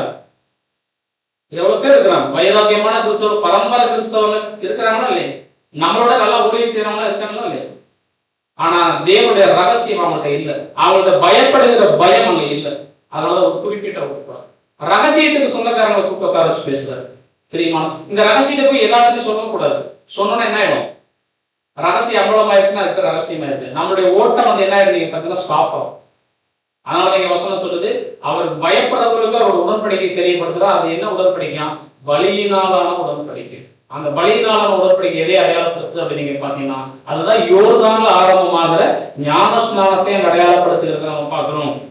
கலாத்தியர் 3:27 ஏனெனில் உங்களில் கிறிஸ்துவுக்குள்ளாக ஞானஸ்நானம் பெற்றவர்கள் எத்தனை பேரோ அத்தனை பேரோ கிறிஸ்துவை தரித்துக் கொண்டீர்களே. அன்பான சகோதர சகோதரர்களே, ஞானஸ்நானம் எடுத்தவங்க எல்லாரும் கிறிஸ்துவை தரித்துக் கொள்ளல பவுல் சொல்லல. எதுக்குள்ள ஞானஸ்நானம் எடுக்கணுமா? கிறிஸ்துவுக்குள்ளான ஞானஸ்நானம். அதனே கிறிஸ்துவுக்குள்ளான ஞானஸ்நானம் அவருடைய மரணத்தின் சாயலில் இணைக்கப்பட்டால் அவருடைய உயிர்த்தெழுதலின் சாயலும் இணைக்கப்படும். அப்ப அந்த ஞானஸ்நானத்துல என்ன இருக்கு அப்படின்னு நீங்க பாத்தீங்கன்னா, நான் இனிமேல் என்னுடைய சித்தம் செய்யறது இல்லை, இனிமேல் என்ன பண்ண போறேன்னா உங்களுடைய சித்தமே நான் செய்யறேன், தேவனுடைய சித்தமே நான் செய்யறேன். அதனால வசனம் சொல்றது, கிறிஸ்துவுக்குள்ளாக ஞானஸ்நானம் பெறப்பட்டவர்கள் எத்தனை பேர்களோ அவர்கள் யாரையும் தரித்துக் கொள்கிறார்களோ. கிறிஸ்துவை தரித்துக் கொள்ளுதல்னா என்ன அப்படின்னா, அவர்கள் பாவத்துக்கு மறிச்சிடுறாங்க. இனி அவங்க உயிர்த்தெழுந்து வர்றாங்க. அது யார் மூலமாக வர்றாங்கன்னா கிறிஸ்துவ மூலமாக. தலை வெட்டிட்டு இன்னொரு தலையை வச்சுட்டு என்ன விஷயம்? நம்ம அந்த பாவத்துக்கு மறிக்கிறோம், கிறிஸ்துவுக்குள்ளாக பிழைக்கிறோம். இனிமேல் நமக்கு தலையாக யார் இருக்கிறாங்கன்னா கிறிஸ்துவ தான் இருக்கிறார். அவருடைய அடிச்சுவடை பின்பற்றி போறதான் ஒரு கிறிஸ்துவரின் நோக்கமாக இருக்கு. அப்ப இன்னைக்கு உலகமெங்கே இன்னைக்கு கிறிஸ்துவம் எதுக்கு பரவுச்சுன்னா இந்த வாய்ப்புக்காக தான் கிறிஸ்துவம் பரவுச்சு. அதனாலதான் உலகமெங்கும் எல்லாத்துக்கும் சுவிசேஷ சொல்ல சொல்லி அனுப்பிச்சார். ஆனா நாட்கள் கடந்து போறப்ப என்ன ஆச்சு நீங்க கவனிச்சு பாத்தீங்கன்னா அந்த சுவிசேஷமானது மறைஞ்சு என்ன ஆச்சு நீங்க பாத்தீங்கன்னா ஆசீர்வாதங்களும் ஆடம்பரங்களும் சடங்குகளும் சம்பிரதாயங்களாக மாறிச்சு. அதனாலதான் அன்பான சகோதரர் சொல்லி கையில பைபிள் வச்சிருக்கோம். ஆனா இப்படிப்பட்ட ரகசியம் வேதத்துல இருக்குன்னு நம்ம என்னைக்கு தான் பார்க்கணும். ரகசியத்தை என்னைக்கு சொல்லிக் கொடுக்கணும் தேவன் விருப்பப்படுறாரோ அன்னைக்கு தான். அதனாலதான் இங்க வசனம் சொல்லுது, கிறிஸ்துவுக்குள்ளாக ஒருத்தர் வந்துட்டார்னா அவர் கிறிஸ்துவை தரித்துக் கொண்டவராக மாறுறார். கொலோசியர் 3:3. ஏனென்றால் நீங்கள் மறைந்தீர்கள், உங்கள் ஜீவன் கிறிஸ்துவுடனே தேவனுக்குள் மறைந்திருக்கிறது. அந்த ஞானஸ்நானத்தை ஒருத்தர் எடுத்துட்டாருன்னா, அந்த ஞானஸ்நானத்துக்கு அதை ஒப்பு கொடுத்தாருன்னா என்ன நடக்குது நீங்க பாத்தீங்கன்னா அவர்கள் மறித்தர்றார்கள். ஆனால் உங்கள் ஜீவன் இப்ப யாருக்குள்ள போயிருவான்? கிறிஸ்துவுக்குள் அங்க மறைக்கப்படுது அப்படிங்கிறத நம்ம பார்க்கணும். இது ஒரு மிகப்பெரிய ஒரு ஆசீர்வாதம் அன்பான சகோதர சகோதரே. ஏன்னா கிறிஸ்து சாதாரணமானவரா? அவர் ஜெயம் கொண்டவர், மறித்து உயிர்த்திருந்து பிதாவின் சிங்காசனத்துல வலது பக்கத்துல உட்கார்ந்து இருக்கிறவர். அவருக்குள் நம்ம என்ன பண்ண போறோம் அப்படின்னு நீங்க பாத்தீங்கன்னா மறைக்கப்படுது. அப்ப கண்டிப்பா அதற்குள் மறைக்கப்பட்ட அந்த ஆசீர்வாதம் எவ்வளவு பெருசா நீங்க யோசிச்சு பாருங்க. அந்த ரகசியத்துக்கு சொந்தக்காரர்கள் நம்ம தேவன் கிறிஸ்துவுக்குள்ளாக நம்முடைய ஜீவனை கொண்டு போய் தேவன் வச்சிடறாங்க. இப்ப நம்முடைய வாழ்க்கை எப்படி இருக்கும்? இந்த பூமியில வாழ்வதற்கு சாதகமான சூழல் இருக்குமா? நம்ம நினைக்கலாம், பிரதரே உலகம் போற போக்குள்ள நம்ம எப்படி தனியா பிரிஞ்சு ஒரு வாழ்க்கை வாழணும் அப்படின்னு நம்ம யோசிக்கலாம். ஆனா பிரியமானவர்களே, நம்முடைய தேவன் நம்முடைய ஜீவனை யாருக்குள்ள வச்சிட்டாராம்? கிறிஸ்துவுக்குள் வச்சுட்டதுனால யாராவது நம்ம தொடரணும், யாரை தாண்டிதான் வரணும்? கிறிஸ்துவை தாண்டிதான் வரணும். கிறிஸ்துவ யாராச்சும் போய் தொடர முடியும்னு நினைக்கிறீங்களா? இப்ப கிறிஸ்துவ தொடரணும்னா என்ன பண்ணணும்? அவர் ஒரு பாதுகாப்புக்குள்ள இருக்கிறார். அவர் யார் பாதுகாப்புக்குள்ள இருக்கிறார்? அவரை சுத்தி தேவ பாதுகாப்பு. அதை தாண்டி தான் வரும். தேவனை யாராச்சும் தொட்ட முடியுமா? நம்ம சர்வசாதாரணமா நீங்க நினைச்சிடாதீங்க. இன்னைக்கு மோடிக்கு தான் உட்கடுக்கு பாதுகாப்புன்னு சொல்றாங்க. அதெல்லாம் போய்ங்க. அப்படி இருந்து நம்மளால பயப்படுறாங்க, கவசத்தை போட்டுட்டு தான் வெளியில வர்றாங்க. ஆனா உண்மையான இந்த பாதுகாப்புக்கு சொந்தக்காரர் யாருன்னா இந்த கிறிஸ்துவுக்குள்ளாக யார் ஒருவர் ஞானஸ்நானம் எடுக்கிறார்களோ, தன்னை தேவனுக்காக அர்ப்பணிக்கிறார்களோ அவங்க தான். இதை நீங்க நம்புறீங்களா? நம்மளே தெரியல. பாருங்க வருஷம் சகரியா 2ஆம் அதிகாரம் 8ஆம் வசனம். உங்களை தொடுகிறவன் அவருடைய கண்மணியை தொடுகிறான். எவருடைய கண்மணி? தேவனுடைய கண்மணியை தொடுகிறான். இப்ப நம்மளுடைய ஜீவன் யாருக்குள்ள மறைஞ்சிருக்கு? கிறிஸ்துவுக்குள் மறைஞ்சிருக்கு சொல்றோம். அப்ப கிறிஸ்து தான் யாராமா? தேவனுடைய கண்மணி. இப்ப நம்ம கண்மணியை நம்ம தொட முடியுமா? தேவனையே தொட முடியாது. தேவன் கண்ணை போய் தொட முடியுமா? தேவன் கிறிஸ்து எங்க வச்சிருக்கிறாராம்? அவருடைய கண்மணியா வச்சிருக்கு. அதுக்குள்ள வச்சிருக்கிறாரு நம்மள. அப்ப நமக்குரிய பாதுகாப்பு சாதாரண நினைக்கிறீங்களா? நம்மளே சில நேரங்களில் இந்த பாதுகாப்பு அசட்டை பண்ணிருக்கோம். அதனாலதான் நம்முடைய வாழ்க்கையில சில இடர்பாடுகளை வந்ததை நம்ம பார்க்கணும். இந்த வாக்கு தத்துவத்துக்கு சொந்தக்காரங்க இன்னைக்கு உலகத்துல கிறிஸ்துவர்கள் கிடையாது. யார் ஒருவர் தன்னுடைய வாழ்க்கையை கிறிஸ்துவுக்குள்ளான ஞானஸ்தானத்தை ஒப்பு கொடுக்குறாங்களோ அவங்களுக்கு சொந்தமானதான். இங்க நிறைய பேர் எடுத்திருக்கிறோம், நிறைய பேர் எடுக்கவும் போறாங்க. அப்ப இது ஒரு ஆசீர்வாதம் சாதாரண நீங்க நினைக்கிறீங்களா? அதனாலதான் இது ஒரு ரகசியம் என்று வேதாகம் நமக்கு சொல்லு. பிரியமானவர்களே, எவ்வளவு பெரிய ஒரு ஆசீர்வாதம் தெரியுங்களா? ஆனா இந்த பூமியில உண்மையாலுமே இந்த ரகசியத்துக்கு சொந்தக்காரர் ரொம்ப சொற்பமான பேர் தான். என தெரிந்து கொள்ளப்பட்டவர்கள் சிலர், அது உண்மை உள்ளவர்கள் 1,44,000 பார்க்கிறோம். இது 1,44,000 இங்க மட்டும் இல்ல, ஒட்டுமொத்த உலகத்துக்குமே அந்த வாய்ப்பு போகுது. அப்படின்னா நீங்க கவனிச்சு பாருங்க, அந்த ரகசியத்துக்கு சொந்தக்காரர் கண்டிப்பா இருப்பாங்களா? இருக்க மாட்டாங்க. ரொம்ப பேர் இல்ல சகோதரர் சொல்லி கொஞ்சமான ஒரு பேர் தான் இருக்கிறாங்க. இந்த ஒரு ஆசீர்வாதமும் இந்த ஒரு சிலாக்கியமும் கிறிஸ்துவுக்குள்ளாக யார் ஒருவர் தன்னை ஞானஸ்நானத்துக்கு ஒப்புக் கொடுக்கிறார்களோ அவர்களுக்கு உரியதாக அங்க இருக்கிறத நம்ம பார்க்கிறோம். பிரியமானவர்களே, அப்படி நீங்க கவனிச்சு பார்க்கும் பொழுது, அப்ப கிறிஸ்துவுக்குள்ளான ஞானஸ்நானம் அப்படின்னா என்ன நீங்க கவனிச்சு பாத்தீங்கன்னா, முன்னாடி கிறிஸ்துவ வெளியில இருந்தோம், வெறுமனே கிறிஸ்துவ வாழ்க்கை வாழ்ந்துட்டு இருந்தோம். நமக்கு யாரும் தெரியும்? கிறிஸ்துவ தெரியும், நமக்கு பாஸ்டர் தெரியும், நம்ம போற சபையில இருக்கக்கூடிய சில சடங்குகள் சம்பிரதாயங்கள் தெரியும், அவ்வளவுதான். ஆனா ஒரு வருஷத்துக்கு முன்னாடி இந்த சூழல். ஆனா நம்ம இங்க வந்து உட்கார்ந்து தேவனுடைய ஆழமான சில சத்தியங்கள் கேட்டதுக்கு அப்புறம் இப்ப அந்த ஒரு ஞானஸ்நானத்துக்கு உட்பட்டவர்களாக நம்மளுடைய வாழ்க்கையை அர்ப்பணிக்கிறப்ப என்ன நடக்குது நீங்க பாத்தீங்கன்னா, கிறிஸ்துவுக்குள்ளாக ஆமாம். அப்ப இந்த கிறிஸ்துவுக்குள்ளாக வரக்கூடிய சிலாகியம் தான் சகரியா அந்த ஆசீர்வாதமான வாக்குத்தத்த வசனம் பார்த்தோம். அதை எப்படி நம்ம கன்ஃபார்ம் பண்ணலாம்னா, இந்த ஆசிரியப்பு கூடாரம் நம்ம படிச்சிருக்கோம். இப்ப இந்த ஆசிரியப்பு கூடாரத்துக்கு சுத்தி வெளியில இருக்கவங்க தான் யாருன்னா அழைக்கப்பட்டவர்கள். இன்னைக்கு இருக்கக்கூடிய கிறிஸ்துவ சமுதாயத்தை அவங்க குறிக்கிறாங்க அப்படிங்கறத நம்ம பாக்குறோம். அதுக்கு பேர் என்னன்னா பாளையம். அங்க யார் இருக்காங்கன்னா, இன்னைக்கு இருக்கக்கூடிய ஒட்டுமொத்த கிறிஸ்தவர்களும் இருக்கிறாங்க. நாம ஒரு காலத்துல அங்கதான் இருக்கிறோம். இப்ப தேவன் நம்ம என்ன பண்றாருன்னா, அங்க இருந்து பிரகாரத்துக்குள்ள கூட்டிட்டு வர்றாரு. தெரிந்து கொள்ளப்பட்ட நிலைமைக்கு அங்க கூட்டிட்டு வர்றாரு. கிறிஸ்துவுக்குள்ளாக நம்ம ஒரு ஸ்டெப்பா கொண்டு வர்றாரு. அதுக்கப்புறம் நீங்க பாத்தீங்கன்னா, பிரகாரத்துக்குள்ள வந்துட்டோம்னா அங்க பலிபீடம் இருக்கு. அங்க யாரு இருக்காங்கன்னா, உண்மையாலுமே கிறிஸ்துவனுடைய பலி எங்கதான் இருக்குன்னா பாளையத்துல இல்ல. நீங்க எல்லாரும் தன்னை கிறிஸ்துவ சொல்றாங்க, கிறிஸ்து எனக்காக மதிச்சுன்னு அவங்க நம்புறாங்க. ஆனா அவங்களுக்கு சொந்தமானது அல்ல கிறிஸ்துவின் பலி. யாருக்கு சொந்தமானதுன்னா, பிரகாரத்துக்குள்ள யார் ஒருத்தர் வர்றாங்களோ இவங்களுக்கு பேர் தான் தெரிந்து கொள்ளப்பட்டவர்கள். அவர்களுக்கு சொந்தமானதுதான் இந்த பலிபீடம். அதுக்குள்ள என்ன இருக்கு நீங்க பாத்தீங்கன்னா, தனிப்பட்டி. அதுதான் நம்ம கையில இருக்கிற பைபிள். இப்ப இதுக்கு முன்னாடி நம்ம பைபிள் வாசிக்கலையா? நம்ம கையில இல்லையா? இந்த ரகசியம் எல்லாம் இருந்துச்சா இல்லைங்க? ஆனா ரகசியம் என்னைக்கு தெரியணுமா, அந்த தெரிந்து கொள்ளப்பட்ட நிலைமைக்கே உரிய மனோபாவமும் நம்முடைய சிந்தை மாறும் பொழுதுதான் தேவன் அந்த வாய்ப்பு கொடுக்கிறார். ஒருவேளை அந்த சூழ்நிலைக்கு நம்ம வர்றோமோ வரலையோ அது வேற விஷயம். ஆனா நமக்கு நம்மை உண்மைகளோடு என்று எண்ணிதான் தேவன் என்ன பண்றாராம், இந்த வாய்ப்பு நமக்கு சொல்லி கொடுக்கிறார். பெரியமானவர்களே, சாதாரணமான விஷயம். இப்ப இன்னைக்கு இருக்கக்கூடிய பைபிளா இருக்கட்டும், கர்த்தர் செலுத்தின பலியா இருக்கட்டும், இன்னைக்கு இருக்கிற கிறிஸ்தவர்களுக்கு சொந்தமானது அல்ல. யார் ஒரு தன்னை தெரிந்து கொள்ளப்பட்ட நிலைமை கொண்டு வராரோ அவர்கள் சொந்தமானது. அதனாலதான் பிரகாரத்துக்குள்ள இந்த பொருள். அப்ப இந்த தெரிந்து கொள்ளப்பட்ட நிலைமையை பயன்படுத்தி யார் ஒருவர் கிறிஸ்துவனுடைய அடிச்சுவடை தொடர்ந்து தன்னுடைய சித்தத்தை மறைக்க செய்து கிறிஸ்துவுக்குள்ளாக தன்னை இணைத்துக் கொள்கிறார்களோ அவர்கள் தான் எங்க போறாங்க பாத்தீங்கன்னா, பரிசுத்த சபை. அப்ப கிறிஸ்துவுக்குள்ளாக ஞானஸ்நானம் பண்ணப்பட்டவர்கள் எத்தனை பேர்களோ அத்தனை பேர்களும் எங்க பண்றாங்க நீங்க பாத்தீங்கன்னா, பிரகாரத்திலிருந்து பரிசுத்த ஸ்தலத்துக்கு வந்துடுறாங்க. நீங்க அங்க போயிட்டீங்கன்னா, அன்பான சகோதர சகோதரிகளே, அந்த நிலைப்பாடுகளோட போயிட்டீங்கன்னா அங்க என்ன இருக்கும் நீங்க பாத்தீங்கன்னா, சமூக தப்பம் இருக்கும், குத்து விளக்கு இருக்கும், தூப பீடம் இருக்கும். அப்ப வேதாகமத்தில் சொல்லப்பட்ட அத்தனை வாக்கு தத்துவத்துக்கு சொந்தக்காரர் யாருன்னா, இந்த பரிசுத்த ஸ்தலத்துக்குள்ள வந்தவங்க, கிறிஸ்துவுக்குள்ளாக ஞானஸ்நானம் எடுத்தவங்க தான். பாளையத்திலிருந்து ஞானஸ்நானம் எடுத்தவங்க கிடையாது. அதுக்கு பேர் ஞானம் வெறுமனே ஸ்நானமே உடைய தேவனை குறித்தோ அறிவை குறித்தோ அவருடைய தெய்வீக திட்டத்தை குறித்தோ அறிவு கிடையாது. அப்ப இந்த பரிசுத்த ஸ்தலத்துக்குள்ள வந்துட்டு அதுக்குள் தேவன் வச்சிருக்கிற காலம் வரைக்கும் நம்ம எப்படி இருக்கணும்னா, உண்மை உள்ளவர்களாக இருந்துட்டோம்னா, ஜெயம் கொண்டவர்களாக இருந்துட்டா மகா பரிசுத்த ஸ்தலத்துக்கு இருக்காரு. அப்ப இந்த ஒரு நிலைப்பாட்டை தான் ஒரே வார்த்தையில் அப்போஸ்தலர் பவுல் எழுதுறாங்க. 2 கொரிந்தியர் 5-ம் அதிகாரம் 17-ம்.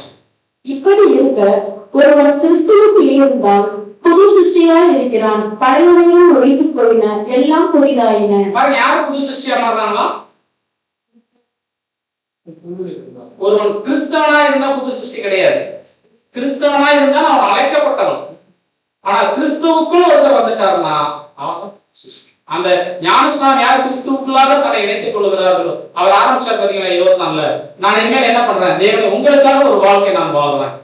இது யாரோட கட்டாயத்தின் பேர்ல இல்ல, உங்களுடைய தெய்வீக திட்டம் சத்தியம் நான் தெரிஞ்சிருக்கிறேன். நானாகவே என்ன பண்றேன், ஒருவனை என்னை பின்பற்றி வர விரும்பினால் அந்த கேட்டகரியில நான் உங்களுக்காக அர்ப்பணிக்கிறேன்னு சொல்லி யாரோ ஒருத்தர் தன்னை ஒப்புக் கொடுக்குறாங்களோ அவங்கதான் யாரோ புதிய சிருஷ்டி.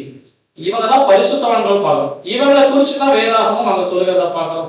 ஒருவன் கிறிஸ்துவுக்குள் வந்துட்டா அவன் புது சிருஷ்டியாக இருக்கிறான். பழையவைகள் ஒழிந்து போயின. ஞானஸ்நானத்துக்குள்ள போயிட்டு வரும்போது அவர் ஒரு புது மனுஷனாக கிறிஸ்துவுக்குள்ளான ஒரு மனுஷனா அவர் அங்க வர்றார். அப்படிங்கிற விஷயத்தை நம்ம பார்க்கிறோம். அன்பான சகோதரர்களே, கொலைச்சர் 1:27. புறஜாதிகளுக்குள்ளே விளங்கிய இந்த ரகசியத்தில் உள்ள மகிமையின் ஐஸ்வர்யம் இன்னதென்று தெய்வன் தம்முடைய பரிசுத்தவான்களுக்கு தெரியப்படுத்த சித்தமானார். கிறிஸ்துவானவர் மகிமையின் நம்பிக்கையாக உங்களுக்குள் இருப்பதே அந்த ரகசியம். புறஜாதிகளுக்குள் விளங்கிய இந்த ரகசியம் அப்படி சொல்றாரு. நம்மளாம் புறஜாதிகள் தானே. இப்ப தேவன் அந்த புறஜாதிகள் மத்தியிலிருந்து அந்த ரகசியத்துக்கு சொந்தக்காரராக நம்ம தேர்வு பண்றோம். அந்த ரகசியத்தின் மகிமையின் ஐஸ்வர்யம் இன்னதென்று தேவன் யாருக்கு சொல்லி கொடுக்குறாரோ? கிறிஸ்தவர்களுக்கு சொல்லி தரலங்க, கிறிஸ்துவுக்குள் வந்துட்டவங்க. அதாவது சங்கீதத்துல வாசிப்போம், பலியினால் என்னோடு உடன்படிக்கை பண்ணின பரிசுத்தவான்கள். அப்ப யாராவது கிறிஸ்துவுக்குள்ளாக ஞானஸ்நானத்துக்கு தன்னை ஒப்புக் கொடுக்கிறார்களோ அவங்களுக்கு தேவன் என்ன பண்றாரு, அவர்களை பரிசுத்தவான் என்று அந்த நிலைப்பாட்டை வந்து அவருக்கு என்ன பண்றாருன்னா அந்த ரகசியத்தை சொல்லிக் கொடுக்கிறதுக்கு அவர் சித்தம் உள்ளவராக இருக்கிறாராம். அந்த ரகசியம் என்னவா, கிறிஸ்து மகிமையின் நம்பிக்கை நமக்குள் இருக்கிறது தான் அந்த ரகசியம். நம்முடைய ஜீவன் கிறிஸ்துவுக்குள் மறைஞ்சிருக்குது அப்படிங்கிறதா ரகசியமா. பிரியமானவர்களே, அப்ப இந்த ரகசியம் நமக்கு தெரிஞ்சிருக்குன்னா அந்த ரகசியத்தையே பார்த்துவானா இருக்கணுமா இருக்கக்கூடாது. அப்படின்னு என்ன பண்ணணும்னா அந்த ஞானஸ்நானத்துக்குள்ளாக நம்ம கடந்து. அடுத்த வசனம் பாருங்க, கலாத்தியர் 4:19. என் சிறு பிள்ளைகளே, கிறிஸ்து உங்களிடத்தில் உருவாகும் அளவும் உங்களுக்காக மறுபடியும் கற்ப வேதனை படுகிறேன். பாருங்க, அந்த கிறிஸ்துவுக்குள் பிறக்கிறாங்களா ஒருத்தர். அப்ப பிறப்பு அப்படிங்கிறது குழந்தை பருவம். அந்த குழந்தை பருவமாக என்ன ஆகணும், வளரணுமா, கிறிஸ்து அவர்களுக்கு உருவாகணுமா. ஒவ்வொரு நாளும் நம்ம யாரை பிரதிபலிக்கணுமா, கிறிஸ்துவையே பிரதிபலிக்கணுமா. அதனால கிறிஸ்து உங்களுக்கு உருவாகுமாலும் நான் என்ன பண்றேன், கர்ப்ப வேதனை. அப்ப இன்னைக்கு நம்மளை பார்த்தா யாருன்னு சொல்லக்கூடாது. இன்னைக்கு நம்மளை பார்த்தா அடையாளம் சொல்லக்கூடாது, இவர் ஜேம்ஸ், அவர் டேவிட் அப்படின்னு அடையாளம் சொல்லக்கூடாது. நம்மளை பார்த்து யாருன்னு சொல்லணுமா, சுத்தி இருக்கிறவங்க ஒரு கிறிஸ்துன்னு சொல்லணுமா. அவன் கிறிஸ்துவன்னு சொல்றாங்களா, அதே போலதான் அவருடைய வாழ்க்கை முறையெல்லாம் இருக்குன்னு நம்ம சொல்லணும். அப்படி யாராவது சொல்றாங்களா? அதுதான் இங்க பவுல் சொல்றாரு, கிறிஸ்து உருவாகும் அளவு. ஒரு ஸ்திரீ கர்ப்பமாயி அவங்க கர்ப்பம் வளருதுன்னா வெளியில தெரியுமா தெரியாதா? நம்ம கிறிஸ்துவுக்குள் புது சிருஷ்டியா பிறந்திருக்கிறோம், பிறக்க போறோம். அது கண்டிப்பா வெளிப்பாடு ஆகுமா ஆகக்கூடாது. அதான் இங்க பவுல் சொல்றாரு. அப்பனா விஷயம் என்னன்னா, இன்னும் உருவாகி இருக்கிறவங்க சரியான வளர்ச்சிக்குள்ள இருக்கணும். உருவாகிற இந்த ஒரு நிலைப்பாடை குறிச்சு சொல்றோம். இதுதான் கிறிஸ்துவுக்குள்ளான இந்த ஞானஸ்நானம். அவங்களுக்கு என்ன இருக்குன்னா, இந்த தேவனுடைய தெய்வீக திட்டத்தை குறித்தான அறிவு எல்லாமே அங்க இருக்கும் அப்படிங்கிற விஷயத்த நம்ம பார்க்கிறோம். அன்பான சகோதர சகோதரிகளே, இப்ப தேவனை குறித்து அவருடைய தெய்வீக திட்டம் குறிச்சு நம்முடைய கர்த்தரை குறிச்சுதான ஒரு ரகசியம் தெரிந்திருக்கிறவர்களுக்கு தான் என்ன பண்றாங்கன்னா அந்த கிறிஸ்துவுக்குள்ளான ஞானஸ்நானத்துக்குள்ளாக அங்க வராங்க. அப்ப இந்த தேவனுடைய தெய்வீக திட்டத்துல அந்த கிறிஸ்துவுக்குள்ளான அந்த நிலைப்பாடு என்ன அப்படின்னு கவனிச்சு பாத்தீங்கன்னா, இந்த இடத்துல நிலைப்பாடு. இப்ப நம்மள எங்க இருக்கோம், நீங்க மனுக்குளம் எங்க இருக்கு, நம்மளை கூட இதுல தேவன் எங்க வைக்கிறாங்க, இந்த நிலைக்கு ஒரு கிறிஸ்துவுக்குள்ளான ஒரு நிலைமைக்குள்ள ஒரு புது சிருஷ்டியா கொண்டு வந்து வைக்கிறதுக்கு தான் ஒரு மிகப்பெரிய ரகசியமா இருக்கு. அதைத்தான் நமக்கு அங்க சொல்லி கொடுத்துருக்கு நம்ம பார்க்கிறோம். ஒருவேளை இப்ப கிறிஸ்துவுக்குள்ளாக வந்துட்டாருன்னா அவர் குறிச்சு இருக்கக்கூடிய ஆசீர்வாதம் முன்னாடி பார்த்தோம், உங்களை தொடுகிறவன் என் கண்ணின் கண்மணியை தொடுகிறவன். இப்ப தேவனுடைய சித்தம் செய்யறதுக்கு தான் கர்த்தர் இயேசு இந்த பூமியில வந்ததா சொல்றாரு. இப்ப அவருக்கு ஒரு சூழ்நிலை நடக்குது. என்ன அப்படின்னு பாத்தீங்கன்னா, போச்சு அவர்கள் எல்லாரும் வந்து அவர் புடிச்சிட்டான். அவர் பலியாக போறாரு. யூதாஸ் காட்டி கொடுத்துட்டாரு, எல்லாரும் புடிச்சிட்டாங்க. உடனே நம்மளால அங்க ஒருத்தர் இருந்தாரு, வேகமா போய் காதை வெட்டிட்டாரு. என்ன எங்காலே தொகையாது. அப்படி தொட்ட உடனே அதுக்கு அவர் சொன்ன பதில் என்ன நீங்க பாத்தீங்கன்னா, மத்திய 26:53. நான் இப்பொழுது என் பிதாவை வேண்டிக் கொண்டால் அவர் 12 லேகியோனுக்கு அதிகமான தூதரை என்னிடத்தில் அனுப்ப மாட்டார் என்று நினைக்கிறாயா? பாருங்க அன்பான சகோதர சகோதரி, இப்ப கர்த்தர் இயேசு நினைச்சிருந்தா அந்த இடத்துல என்ன பண்ணலாம்? இதுக்கு முன்னாடி நீங்க கவனிச்சு பாத்தீங்கன்னா கர்த்தர் யாராவது தொடர்ந்து நினைச்சான்னு வச்சுங்க, நிறைய இடத்துல ராஜா ஆகவன் தூக்கிட்டு போவாங்க, மறைஞ்சிடுவார். மேல இருந்து தள்ளி விடணும்னு நினைப்பாங்க, அங்கெல்லாம் மறைஞ்சு போயிடுவார். ஆனா இப்போ தேவனுடைய சித்தம் அந்த ரகசியத்தினுடைய உச்சகட்டத்துக்கு வந்தாச்சு. யோர்தான்ல ஸ்டார்ட் பண்ணார்ல, இப்ப கல்வாரியில தன்னுடைய ஓட்டத்தை முடிக்கிறதுக்கு என்ற சூழல் வருது. பாவிகளுக்கு ஒப்பு கொடுக்கப்படுறாங்க. அப்ப ஒப்பு கொடுக்கிறப்போ பேதர் என்ன பண்றாருன்னா அதுக்கு தடையாக நிற்கிறார். இப்ப அதுதான் சொல்ற பதில். இப்ப நான் எங்க அப்பாவை கேட்டேன்னா, இங்க வசனம் சொல்றது 12 லேவியனுக்கு மேற்பட்டவரை கூட்டிட்டு வந்து என்ன பண்ண முடியும்? என்னை காப்பாற்ற முடியும். ஆனா அது தேவ சித்தம் அல்ல. நான் யார் சித்தம் செய்ய வந்திருக்கிறேன்? என்னுடைய சித்தம் இதை நான் கண்டிப்பா கர்த்தர் கேட்டிருந்தாருன்னா அந்த இடத்துல இந்த சம்பவம் நடந்திருக்கும். ஆனா அவருடைய விருப்பத்துக்கு மாறாக தேவனுடைய விருப்பம் பாவிகள் கையில் ஒப்பு கொடுக்கப்படணும், அவர் கொலை செய்யப்படணும் அப்படிங்கிறதா இருக்கிறதுனால அதுக்கு அப்படியே அவர் என்ன பண்றாரு? தன்னை சரண்டர் பண்ணிட்டு பேதுருவை தள்ளி நிற்க சொல்றாரு. உன் வாளை உரையில போ. தேவ சித்தம் இப்படியாக இல்லை அப்படின்னு அவர் சொல்றதை நம்ம பார்க்கிறோம். இதுதான் கிறிஸ்துவுக்குள்ளாக ஆரம்பிச்ச அந்த ஜலத்துல ஸ்டார்ட் ஆகி ஆவியில பிறக்கதற்கேற்ற இந்த அவர் சொன்னார் பாத்தீங்களா, இன்னொரு ஸ்நானம் இருக்குது, நான் முழுக வேண்டியது. அது முடிகிற வரைக்கும் நான் என்ன பண்ணப்பட்டதாகணும்? நெருக்கப்படுதான். அந்த முழுகுதலுடைய உச்சபட்சம் தான் இந்த போச்சவர் கையிலாக இருக்கிறது. ஆனா அதுக்கும் கர்த்தர் இயேசு என்ன பண்ணாங்க? தன்னை முழுசா மனசார அப்படியே ஒப்பு கொடுத்ததுனாலதான் தேவன் அவரை மரித்தோரிலிருந்து என்ன பண்ணார்? தூக்கினார். பெரிய விஷயம் அன்பான சகோதர சகோதரி. அப்போ இன்னைக்கு இந்த ஒரு ஞானஸ்நானம் குறிச்சு நீ கிறிஸ்தவர்கள் மட்டும்தான் இப்படி இருக்குதா நிலைப்பாடு இருக்கா அப்படின்னு நீங்க பாத்தீங்கன்னா, தேவன் தன்னுடைய தெய்வீக திட்டத்துல வேதாந்தத்துல நீங்க தேடி வாசித்தீங்கன்னா அவருடைய ஜனங்கள் பழைய ஏற்பாட்டு காலத்துல இந்த ஞானஸ்நானம் குறிச்சு ஏதாவது இருக்குதா அப்படின்னு நம்ம கேட்ட என்ன பதில் சொல்லலாம்? பழைய ஏற்பாட்டிலையும் இந்த ஒரு ஒழுங்குமுறையை நிர்வாகம் வச்சிருக்கிறார் அப்படிங்கிற விஷயங்களை நம்ம பார்க்கிறோம். அதுக்கு உதாரணமா பாத்தீங்கன்னா நோவா மற்றும் பழைய குடும்பத்தார். இப்ப நோவாவுடைய நாட்கள்ல ஒரே குடும்பம் தான் பிரித்தெடுக்கப்பட்ட குடும்பமா மாறுச்சு. மீதி எல்லாரும் எப்படி இருந்தாங்க? அப்ப இந்த ஞானஸ்நானத்துக்குள் வர்றவங்க எப்படிப்பட்டவர்களா மாறுறாங்கன்னா, அந்த ஏரியால அவங்க இருக்கிற இடத்துல அவங்க பிரித்தெடுக்கப்பட்டவர்கள். இந்த ஞானஸ்நானத்துக்கு அந்த ரகசிய உடன்படிக்கைக்குள் ஒருத்தர் வர்றாருன்னா அதுதான் நீங்க கவனிச்சு பார்க்கும் பொழுது அவரை குறிச்சு வசனம் நீங்க பாத்தீங்கன்னா ஆதியாகமம் 6ஆம் அதிகாரம் 8 மற்றும் 9. நோவாவுக்கோ கர்த்தருடைய கண்களில் கிருபை கிடைத்தது. நோவாவின் வம்ச வரலாறு.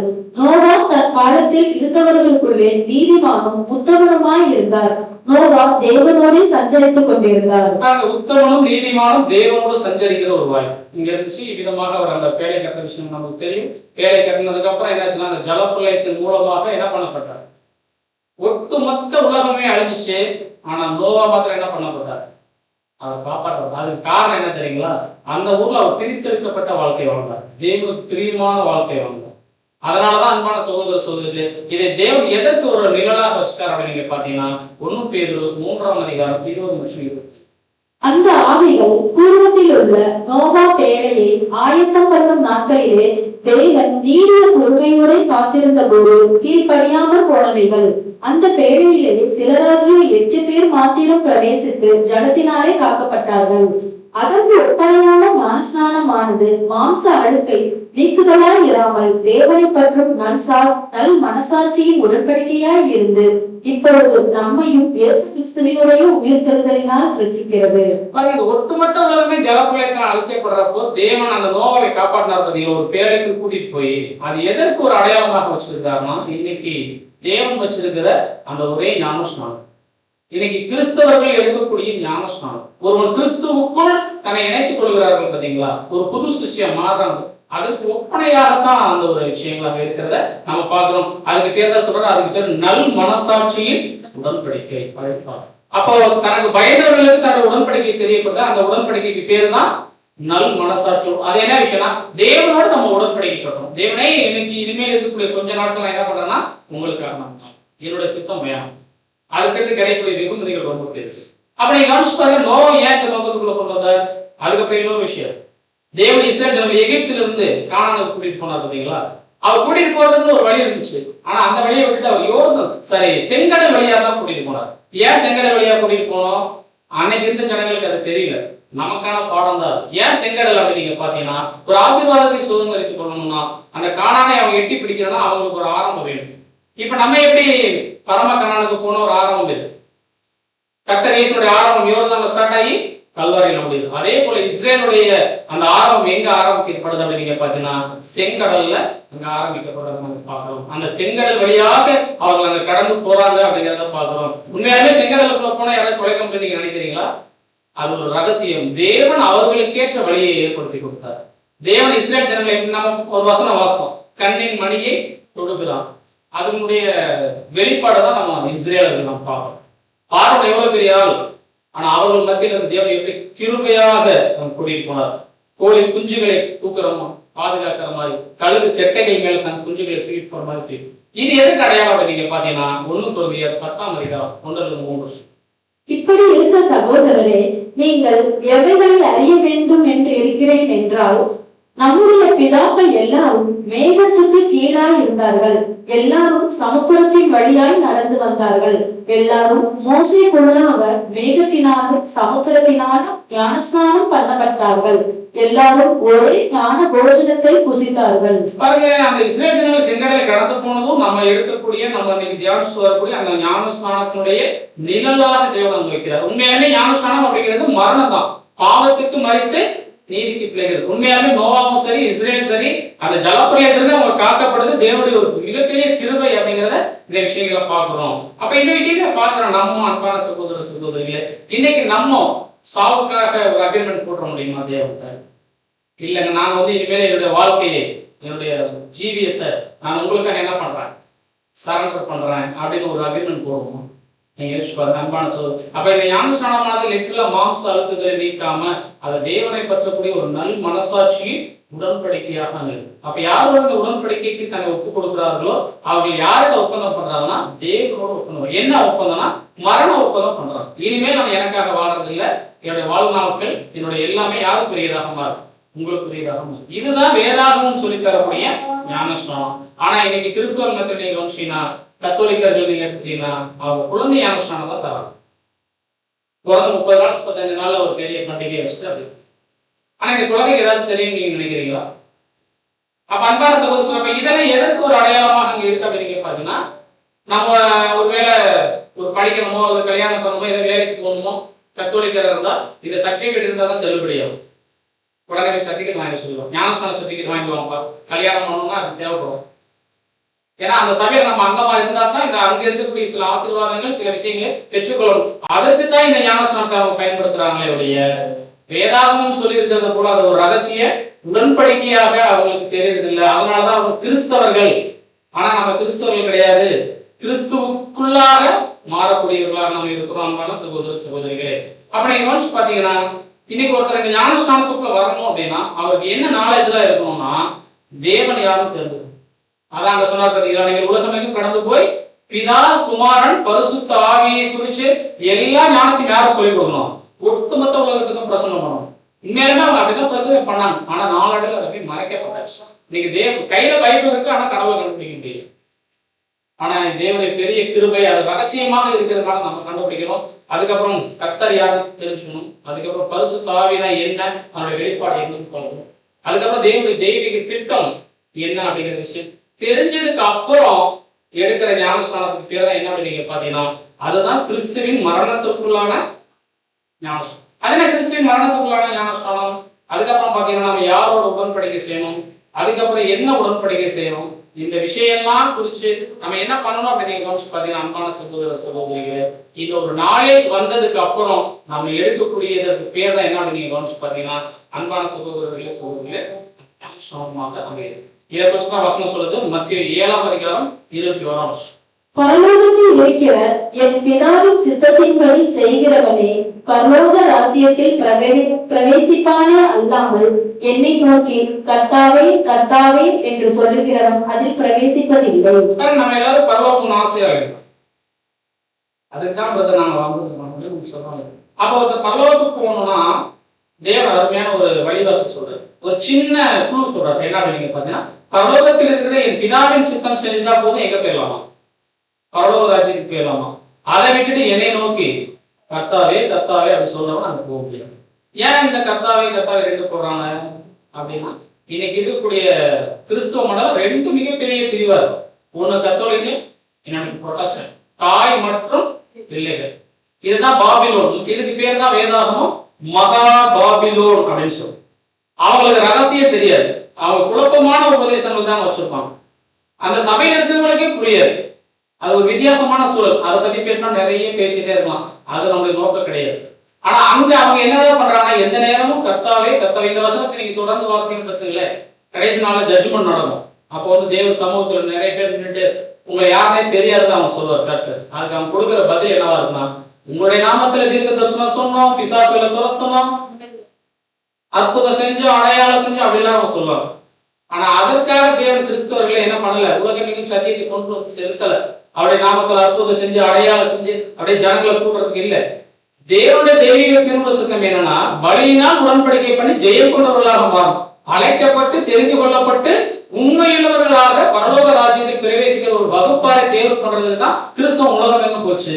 ஆனா இன்னைக்கு அந்த மகா பாபிலோன் என்ன பண்ணிட்டாங்கன்னா, குழப்பி வேறொரு நோக்கத்துக்காக. அதனாலதான் இங்க சொல்ற, இன்னைக்கு நீங்க பாபிலோன்ல இருந்துட்டு நீங்க இருக்கிற தாய் சபைகளையோ நீங்க இருக்கிற ஐக்கியத்துல இருந்துட்டோ நீங்க கர்த்தாவே கர்த்தாவே எத்தனை முறை கூப்பிட்டாலும் தேவன் என்ன சொல்லிடுவாரு, உங்களை அறிய அக்கிரம செய்கைக்காரரே என்னை விட்டு அகன்று நான் இதுக்காக இந்த சத்தியத்தையோ இதுக்காக என் குமாரனையும் வழியா கொடுக்கல அப்படின்னு சொல்லிடுவார். வசனம் என்ன சொல்லுதுன்னா, பிதாவின் சித்தத்தின்படி செய்கிறவனே அல்லாம தேவனுடைய சித்தம் என்னன்னா, கர்த்தர் இயேசு கிறிஸ்துவின் அடிச்சுவடை பின்பற்றி ஜெயம் கொண்ட ஒரு வகுப்பாராக இந்த பூமியில இருந்து வாழும்.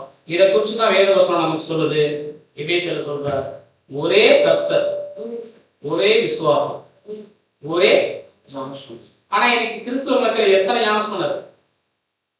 ஒவ்வொரு சபைக்கும் ஒரு ஞானஸ்நானம் வச்சிருக்காங்க. தெளிப்பு ஞானஸ்நானம், முழுக்கு ஞானஸ்நானம், இது மட்டும் தான் வச்சிருக்காங்களா? ஃபாரின்ல சின்ன குழந்தைங்களுக்கு தனியாக முக்கிய சில விஷயங்கள்லாம் செய்யலாம். அப்ப நீங்க அதுக்கப்புறம் நீங்க கவனிச்சு பாத்தீங்கன்னா, ஒரு சிலர் இயேசுவி நாமத்துல தான் ஞானஸ்நானம் கொடுக்குறது சரின்னு பேசுவாங்க. இன்னொருத்தர் இல்ல பிதாகுமாரன் பரிசுத்தாவி நாமத்துல ஞானஸ்நானம் கொடுக்கறதா பேசுன்னு சொல்லுவாங்க. இது மாதிரி நிறைய குழப்பமான நிறைய விசுவாசங்கள் அங்க இருக்கிறத பார்க்கிறோம். ஆனா பரிசுத்த வேதாகம் என்ன சொல்லுதுன்னா, ஒரே விசுவாசம், அது பரிசுத்தவன்களுக்கு ஒப்பு கொடுக்கப்பட்ட விசுவாசம். அதுக்கு பேரு தான் மகா பரிசுத்த விசுவாசம் நம்ம படிச்சிருக்கோம். அதுக்கப்புறம் ஒரே கர்த்தர் தான், அவர் தான் யாருன்னா இயேசு கிறிஸ்து. அதுக்கப்புறம் பாத்தீங்கன்னா அவர் மூலமாக நாம் பெற்றுக்கொள்ளக்கூடிய ஒரே ஞானஸ்நானம் ஒண்ணு இருக்கு. இந்த ஒரே ஞானஸ்நானத்தை குறித்து தான் நம்ம பார்க்கிறோம். இது வேதாகம் சொல்லித் தருது மிகப்பெரிய ஒரு ரகசியம் என்று நம்ம சொல்லித் தருகிறது நம்ம பார்க்கிறோம். அன்பான சொல்லி இந்த ரகசியம் எல்லாருக்குமானது அல்ல, ஒரு குறிப்பிட்ட வகுப்பாருக்கு தான் அந்த ரகசியம். அதுதான் இன்னைக்கு இந்த இடத்துல இந்த ஒரு காலில் தேவன் நமக்கு சொல்லி கொடுத்துருக்காங்க அப்படிங்கிறத நம்ம பார்க்கிறோம். இன்னொரு வசனம் வாசிக்கலாம். மார்க் 16 அதிகாரம் 15. மார்க் 16 அதிகாரம் 15 மற்றும் 16 வசனங்கள். பின்பு அவர் அவர்களை நோக்கி, நீங்கள் உலகமெங்கும் போய் சிருஷ்டிக்கும் சுவிசேஷத்தை பிரசங்கியுங்கள். விசுவாசம் உள்ளவனாகி ஞானஸ்நானம் பெற்றவன் ரட்சிக்கப்படுவான், விசுவாசியாதவனோ ஆக்கினைக்குள்ளாக தீர்க்கப்படுவான். நம்மளோட வேலை என்னவா, உலகமெங்கும் கடந்து போய் இந்த சத்தியத்தை சொல்றது நம்ம வேலை. விசுவாசிக்கிறவங்க என்ன பண்ணிடுவாங்க, ஞானஸ்நானத்துக்குள்ளாக ஒப்பு கொடுப்பாங்க. விசுவாசிக்காதவங்க அவங்க பாட்டு போயிடுவாங்க. அதுக்காக சொல்லக்கூடாதுங்க, செய்ய வேண்டிய வேலைகளை சரிவர செய்யலாம். அதுதான் சொல்ல, நீங்க போய் சொல்லுங்க. கண்டிப்பா விசுவாசிக்கிற வகுப்பார் இருப்பாங்க, அவங்க கண்டிப்பா அந்த ரகசியத்தின் உடன்படிக்கைக்கு தன்னை உட்படுத்திக் கொள்வார்கள் அப்படிங்கிற விஷயத்த பார்க்கணும். இதைத்தான் நம்ம நீங்க கவனிச்சு பார்க்கும்போது இப்படிப்பட்ட வாய்ப்புகள் நம்மளை தேடி வந்துச்சுன்னா நம்ம என்ன செய்யணுமா, ஒரு சம்பவம் வாசிக்கலாம். அப்போஸ்தலர் 8ஆம் அதிகாரம் 36. இவ்விதமாய் அவர்கள் வழி நடந்து போகையில் தண்ணீர் உள்ள ஒரு இடத்திற்கு வந்தார்கள். அப்பொழுது மந்திரி, இதோ தண்ணீர் இருக்கிறதே, நான் ஞானஸ்நானம் பெறுவதற்கு தடை என்ன என்றார். பாருங்க, பிலிப்பு தேவனுடைய கட்டளை. அவர் போய் என்ன பண்ணுவார் அப்படிங்க பாத்தீங்கன்னா, இந்த மந்திரி அந்த காலத்துல போறப்போ ஒரு புஸ்தகம் வாசிட்டு போவாரு, இதற்கான விளக்கத்தை சொல்லுவாரு. சொன்ன உடனே அவர் என்ன பண்ணிடுவார்னா, அந்த க்ஷணமே அந்த நிமிஷமே அவர் என்ன பண்ணிடுவார்னா, நீங்க சொல்றது சரிதான், நான் என்ன பண்ணலாம், ஒரு தண்ணீர் உள்ள இடம் வந்த உடனே அவர் சொல்லிடுவார், அதான் தண்ணீர் இருக்கே, அப்ப நான் ஞானஸ்நானத்துக்கு தடை இல்லையே, எனக்கு வாய்ப்பு கொடு. நீங்க கவனிச்சு பாருங்க சகோதரர், வாய்ப்புகள் கிடைக்கும் பொழுது அதை பயன்படுத்திக்கிட்டாலே உடைய, மற்றபடி நம்ம இல்ல நாட்கள் போகட்டும் நம்ம யூஸ் அப்படின்னு செஞ்சோம்னா கண்டிப்பா என்ன பண்ணப்படும் நீங்க பாத்தீங்கன்னா, விதைப்போம் பூமி நம்ம பார்ப்போம். விதைகள் போட்ட உடனே என்ன பண்ணப்படும், டக்குன்னு தூக்கி ஆகாயத்துக்கு பறவைகள். அதற்கேற்ற வாய்ப்புகளும் நம்ம கொடுக்க எப்ப சமயம் கிடைக்குதோ அந்த சூழலை அதை சரியாக பயன்படுத்திக் கொள்வது ரொம்ப ஞானமாக விதமாக அவர் என்ன பண்ணுவாங்க, பிடிப்பு உடனே அந்த இடத்துல என்ன பண்ணுவாங்க அப்படின்னா அந்த ஒரு ஞானஸ்தானத்தை. இப்ப இந்த விஷயங்கள்லாம் கடந்து போனதுக்கு அப்புறம் நமக்கு இன்னொரு சின்ன ஒரு கேள்வி வரும். ஒருவேளை நான் செய்யறதுக்கு தயார் தான், ஆனா நான் கொஞ்சம் கரெக்ஷன் ஆகிட்டா பரவாயில்ல போல தோணும். எனக்குன்னு சில விஷயங்கள் என்னோட மனசாட்சி இடம் கொடுக்கல அப்படின்னு தோணுது நம்ம நினைச்சிட்டோம்னா அதுக்கு என்ன பதில் இருக்குன்னு பாத்தீங்கன்னா பிலிப்பியர் 1:5. உங்களில் நற்கிரியையை தொடங்கினவர் அதை இயேசு கிறிஸ்துவின் நாள் பரியந்தம் முடிய நடத்தி வருவார் என்று நம்பி. இன்னைக்கு நம்ம கூப்பிட்டு உட்கார வச்சு சொல்றாங்க வச்சுங்களேன், ஒரு ரகசியத்தை சொல்றாங்க வச்சுங்களேன், எல்லாத்துக்கும் ரகசியம் சொல்ல முடியுமா? அப்ப ரகசியம் சொல்றாருன்னா என்ன காரணமா, அந்த ரகசியத்துக்கு நம்ம நம்பிக்கைக்கு பாத்திரம்னா இருக்கும்னு நினைச்சுதான் சொல்றாரு. கரெக்டா இல்லையா? அப்ப அதான் சொல்றாரு, உங்களை உண்மை உள்ளவர் என்று எண்ணித்தான் இந்த ரகசியத்தை சொல்ற, இந்த நற்கிரியை ஸ்டார்ட் பண்றேன்னு அவர் விருப்பப்படுறாரு. அதனால நீங்க போய் ஆலோசனை பண்ண வேண்டிய அவசியம் இல்லை. இந்த நற்கிரியை நம்மளால உண்டானதல்ல, யாரே உண்டாக்குறாங்க. நம்மளை அழைச்ச நம்முடைய ஆண்டவர் இயேசு கிறிஸ்து என்ன பண்றாங்க, அந்த வாழ்க்கை உங்களுக்கு அந்த கிரியை ஆரம்பிச்சவர் கண்டிப்பா உங்களை என்ன பண்ணிடுவார், கடைசி வரைக்கும் நடத்திடுவார் அப்படிங்கிற அந்த நம்பிக்கை இருந்துச்சுன்னா போதும். நம்ம என்ன பண்ணலாமா, அந்த வாய்ப்புகளை அந்த கடைக்கு இருக்கணும் அப்படின்னு சொல்றத பார்க்கலாம். இதை அப்போஸ்தலர் பவுலுடைய வாழ்க்கையில எப்படி நடந்துச்சு நீங்க பாத்தீங்கன்னா பிலிப்பியர் 1:5 எழுதலாம்.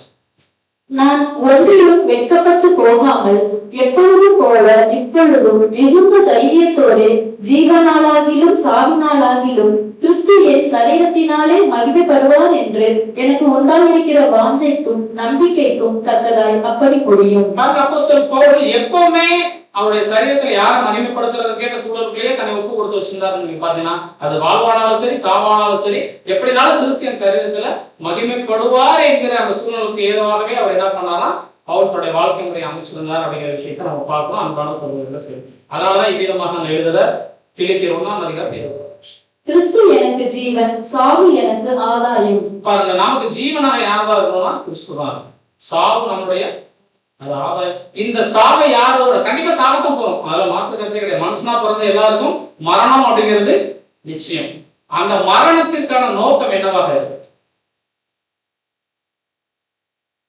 நம்ம சற்று நிதானிப்போம். அதுதான் இந்த தருணம். அன்பான சகோதர சகோதரர்களே, வெறுமனே சாகிற சாவு பெருசா இருக்கக்கூடாது, அது எல்லாரும் போல இருக்கிற சாவா இருக்கு. கர்த்தர் இயேசுனுடைய சாவு நீங்க கவனிச்சு பாத்தீங்கன்னா அது மிகப்பெரிய ஒரு அவமானமான ஒரு சாவா தான் தெரிஞ்சிச்சு உலகத்தின் பார்வையில. ஆனா தேவன் அவருடைய தெய்வீக திட்டத்துல என்ன பண்ணார் நீங்க கவனிச்சு பாத்தீங்கன்னா அங்க இருந்து தூக்கி நிப்பாட்டினார் பாருங்க நம்முடைய ஆண்டோட. ஒட்டுமொத்த உலகத்தையும் அப்படியே திருப்பி போட்டுச்சு அந்த சாவு. கரெக்டா இல்லைங்களா? அதனாலதான் கிறிஸ்துவுக்கு முன் கிறிஸ்துவுக்கு பின். ஆனா அவங்க நினைச்சிட்டாங்க, இஸ்ரேலர்கள் அந்த போர்ச்சியர்கள் வேதபாத பரிசையை நினைச்சிட்டாங்க, சகாப்தம் முடிச்சிட்டோம்னு நினைச்சாங்க. ஆனா அந்த சாவுலதான் ஒரு சகாப்தமே என்னாச்சு, அங்க ஆரம்பமா இருக்குது தேவனுடைய அனந்த ஞானம் அப்படின்னா அன்பானவர்களே. அதனால நம்முடைய சாவும் ஒரு சகாப்தமா இருக்கும். அது யாருக்காக இருக்கணும்னா கிறிஸ்துவுக்காக இருக்கும். அந்த சாவு எதை அடையாளப்படுத்துதுன்னா நம்ம கிறிஸ்துவுக்குள்ளாக நம்ம ஒப்பு கொடுக்கிறது, நம்முடைய வாழ்க்கையை அர்ப்பணிக்கிற அந்த ஞான ஸ்நானத்தை அடையாளப்படுது. இதற்கு நம்ம யோசிக்கிறதோ அல்லது ஏதாவது வேற விஷயம் செய்யறதோ அது அவசியமானதோ ஒண்ணு அல்ல. காரணம் என்னன்னா நம்ம உடன்படிக்கை பண்ண போறவர் சாதாரணமானவர் அல்ல. நம்ம உடன்படிக்கைக்கு நேராக நடத்தி போற நம்முடைய கர்த்தர் சாதாரணமானவர் அல்ல. இந்த அண்ட சராசரத்துக்குமே சொந்தக்காரங்க அவங்க தான். நம்ம உடன்படிக்கை கட்டுறது நம்முடைய சர்வ வல்லமையில தேவனை தான் சொல்றோம். கர்த்தரையே யார்கிட்ட உடன்படிக்கை பண்ணாங்க, இதாவே நம்முடைய சித்தம் செய்கிறேன் அப்படின்னு தான் சொல்றோம். அதே போல நாமும் யார்கிட்ட உடன்படிக்கை செய்யறோம்னா நம்முடைய அப்பாட்ட உடன்படிக்கை செய்யும், நம்முடைய தேவன்கிட்ட தான் உடன்படிக்கை செய்யணும்னா தேவனே உங்களுடைய சித்தம் செய்ய இதோ வருகிறேன். தேவனுடைய தெய்வீக திட்டம் கிறிஸ்துவனுடைய சரீரம் அங்கமாக மாறுவதற்கேற்ற ஒரு வாய்ப்பு இங்க இருக்கிறத உணர்ந்து அந்த வாய்ப்புகளை நம்ம ஒப்பு கொடுத்து கிறிஸ்து எனக்கு ஜீவன், சாவு எனக்கு ஆதாயம் சொல்லிட்டு யார் முடிவு எடுக்கிறாங்களோ கண்டிப்பா அவர்கள் யாராக இருக்கிறாங்கன்னா கர்த்தருடைய ரகசியத்தின் பிரதிநிதிகளாகவும் அவருடைய பரிசுத்தவான்களாகவே அங்க இருக்கிறாங்க அப்படிங்கிற விஷயத்தான் இந்த ஞானஸ்நானம் என்கிற அந்த பாடத்துல நம்ம பார்த்துருக்கோம். பொறுமையோடு கேட்டவங்களை யாரும் இதே தம்மை ஆசீர்வதிப்பாராக.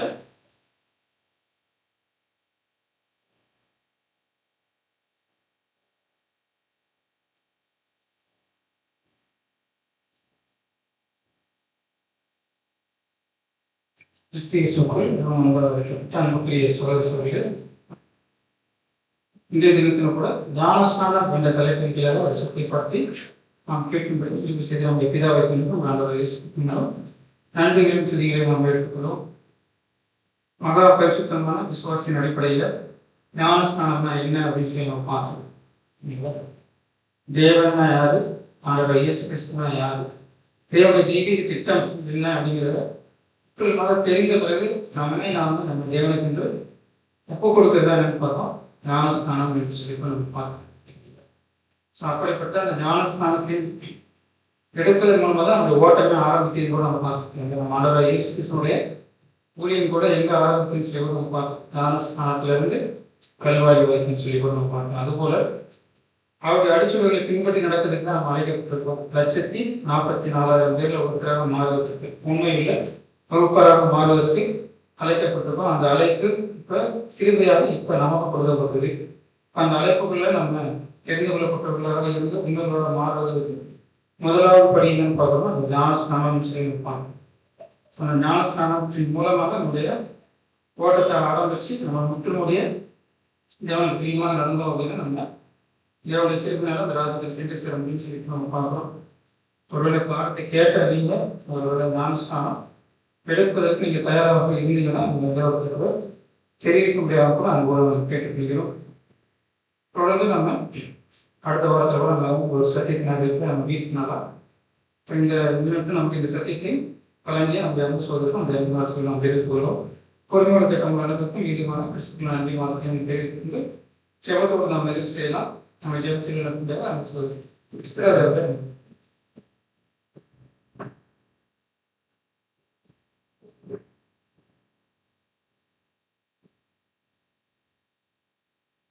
ஜெபம் செய்வோம். ஆபிரகாமின் தேவனும் ஈசாக்கின் தேவனும் யாக்கோபின் தேவனும் எங்கள் ஆண்டவராய் இருக்கிற இயேசு கிறிஸ்துவின் தேவனும் என்னுடைய தேவாதி தேவனுமான சர்வ வல்லமையின் சர்வ ஞானமும் அளவிட முடியாத பேர் அன்பு நிறைந்தார். என்னை நேசிக்கிற பத்து தந்த தகப்பனே, இந்த நாளை கொடுத்து தாப்பனே அவர்களே இந்த மணி துளிகளே உமது பசுத்தமுள்ள வார்த்தைகளை நாங்கள் சிந்திக்கும்படியாக உதவி செய்வதற்காக நாங்கள் நன்றி செலுத்துகிறோம். விசேஷமாக தாப்பனே நாங்கள் அடிப்படை வேத பாடங்களை கேட்டுக் கொண்டிருக்கக்கூடிய அந்த காலகட்டத்திலே அந்த ஞானஸ்நானம் என்கிற அந்த காரியங்களை நாங்கள் கேட்டிருக்கிறோம். அப்படியே உமது பசுத்தமுள்ள வார்த்தைகளை அதை விதையாய் நாங்கள் அநேக இடங்களிலே தூவுவதற்காக நீர்தாமே எங்களுக்கு பெருமை பாராட்டினேன். அதை தொடர்ந்து தாப்பனே அநேக இடங்களிலே தூவப்பட்ட போதும் உமக்குரிய விதைகளை உமக்குரிய மணிகளை நீர்தாமே தெரிவு செய்ய வல்லவராக இருக்கிறேன். அந்த விதையை தாப்பனே உமது ஒரே பேரான குமாரனம் எங்கள் ஆண்டவருமாகிய இயேசு கிறிஸ்துவுக்குள்ளாக நீர்தாமே வளர்த்தெடுத்து வருகிறேன். அந்த விதையானது தாப்பனே உமோடு கூட நல் மனசாட்சியின் உடன்படிக்கையிலே வந்து சேரும்படியாக நீர்தாமே திரும்பி செய்வோம். தொடர்ந்து தாப்பனே உம்மோடு உடன்படிக்கை செய்த சகோதர சபையை நாங்கள் ஒவ்வொருவரும் அந்த உடன்படிக்கையை நாங்கள் எப்போதுமே நினைவு கொண்டு அதுக்கு தக்கதாக உங்களது ஒரே பெயரான குமாரனுக்குள்ளாக எங்களது ஓட்டத்தை ஓடி நாங்கள் நிறைவு செய்யும்படியாக நீர்தாமே திரும்பி தந்து வழிநடத்தி தர வேண்டுமாக இந்த மன்றாட்டுக்களை எல்லாம் எங்கள் ஆண்டவரும் மீட்பருமான இயேசு கிறிஸ்துவின் மூலம் இருக்கிறோம். ஜெபம் கேளும் நேசிக்கிற ஜீவனுள்ள நல்ல பிதாவே.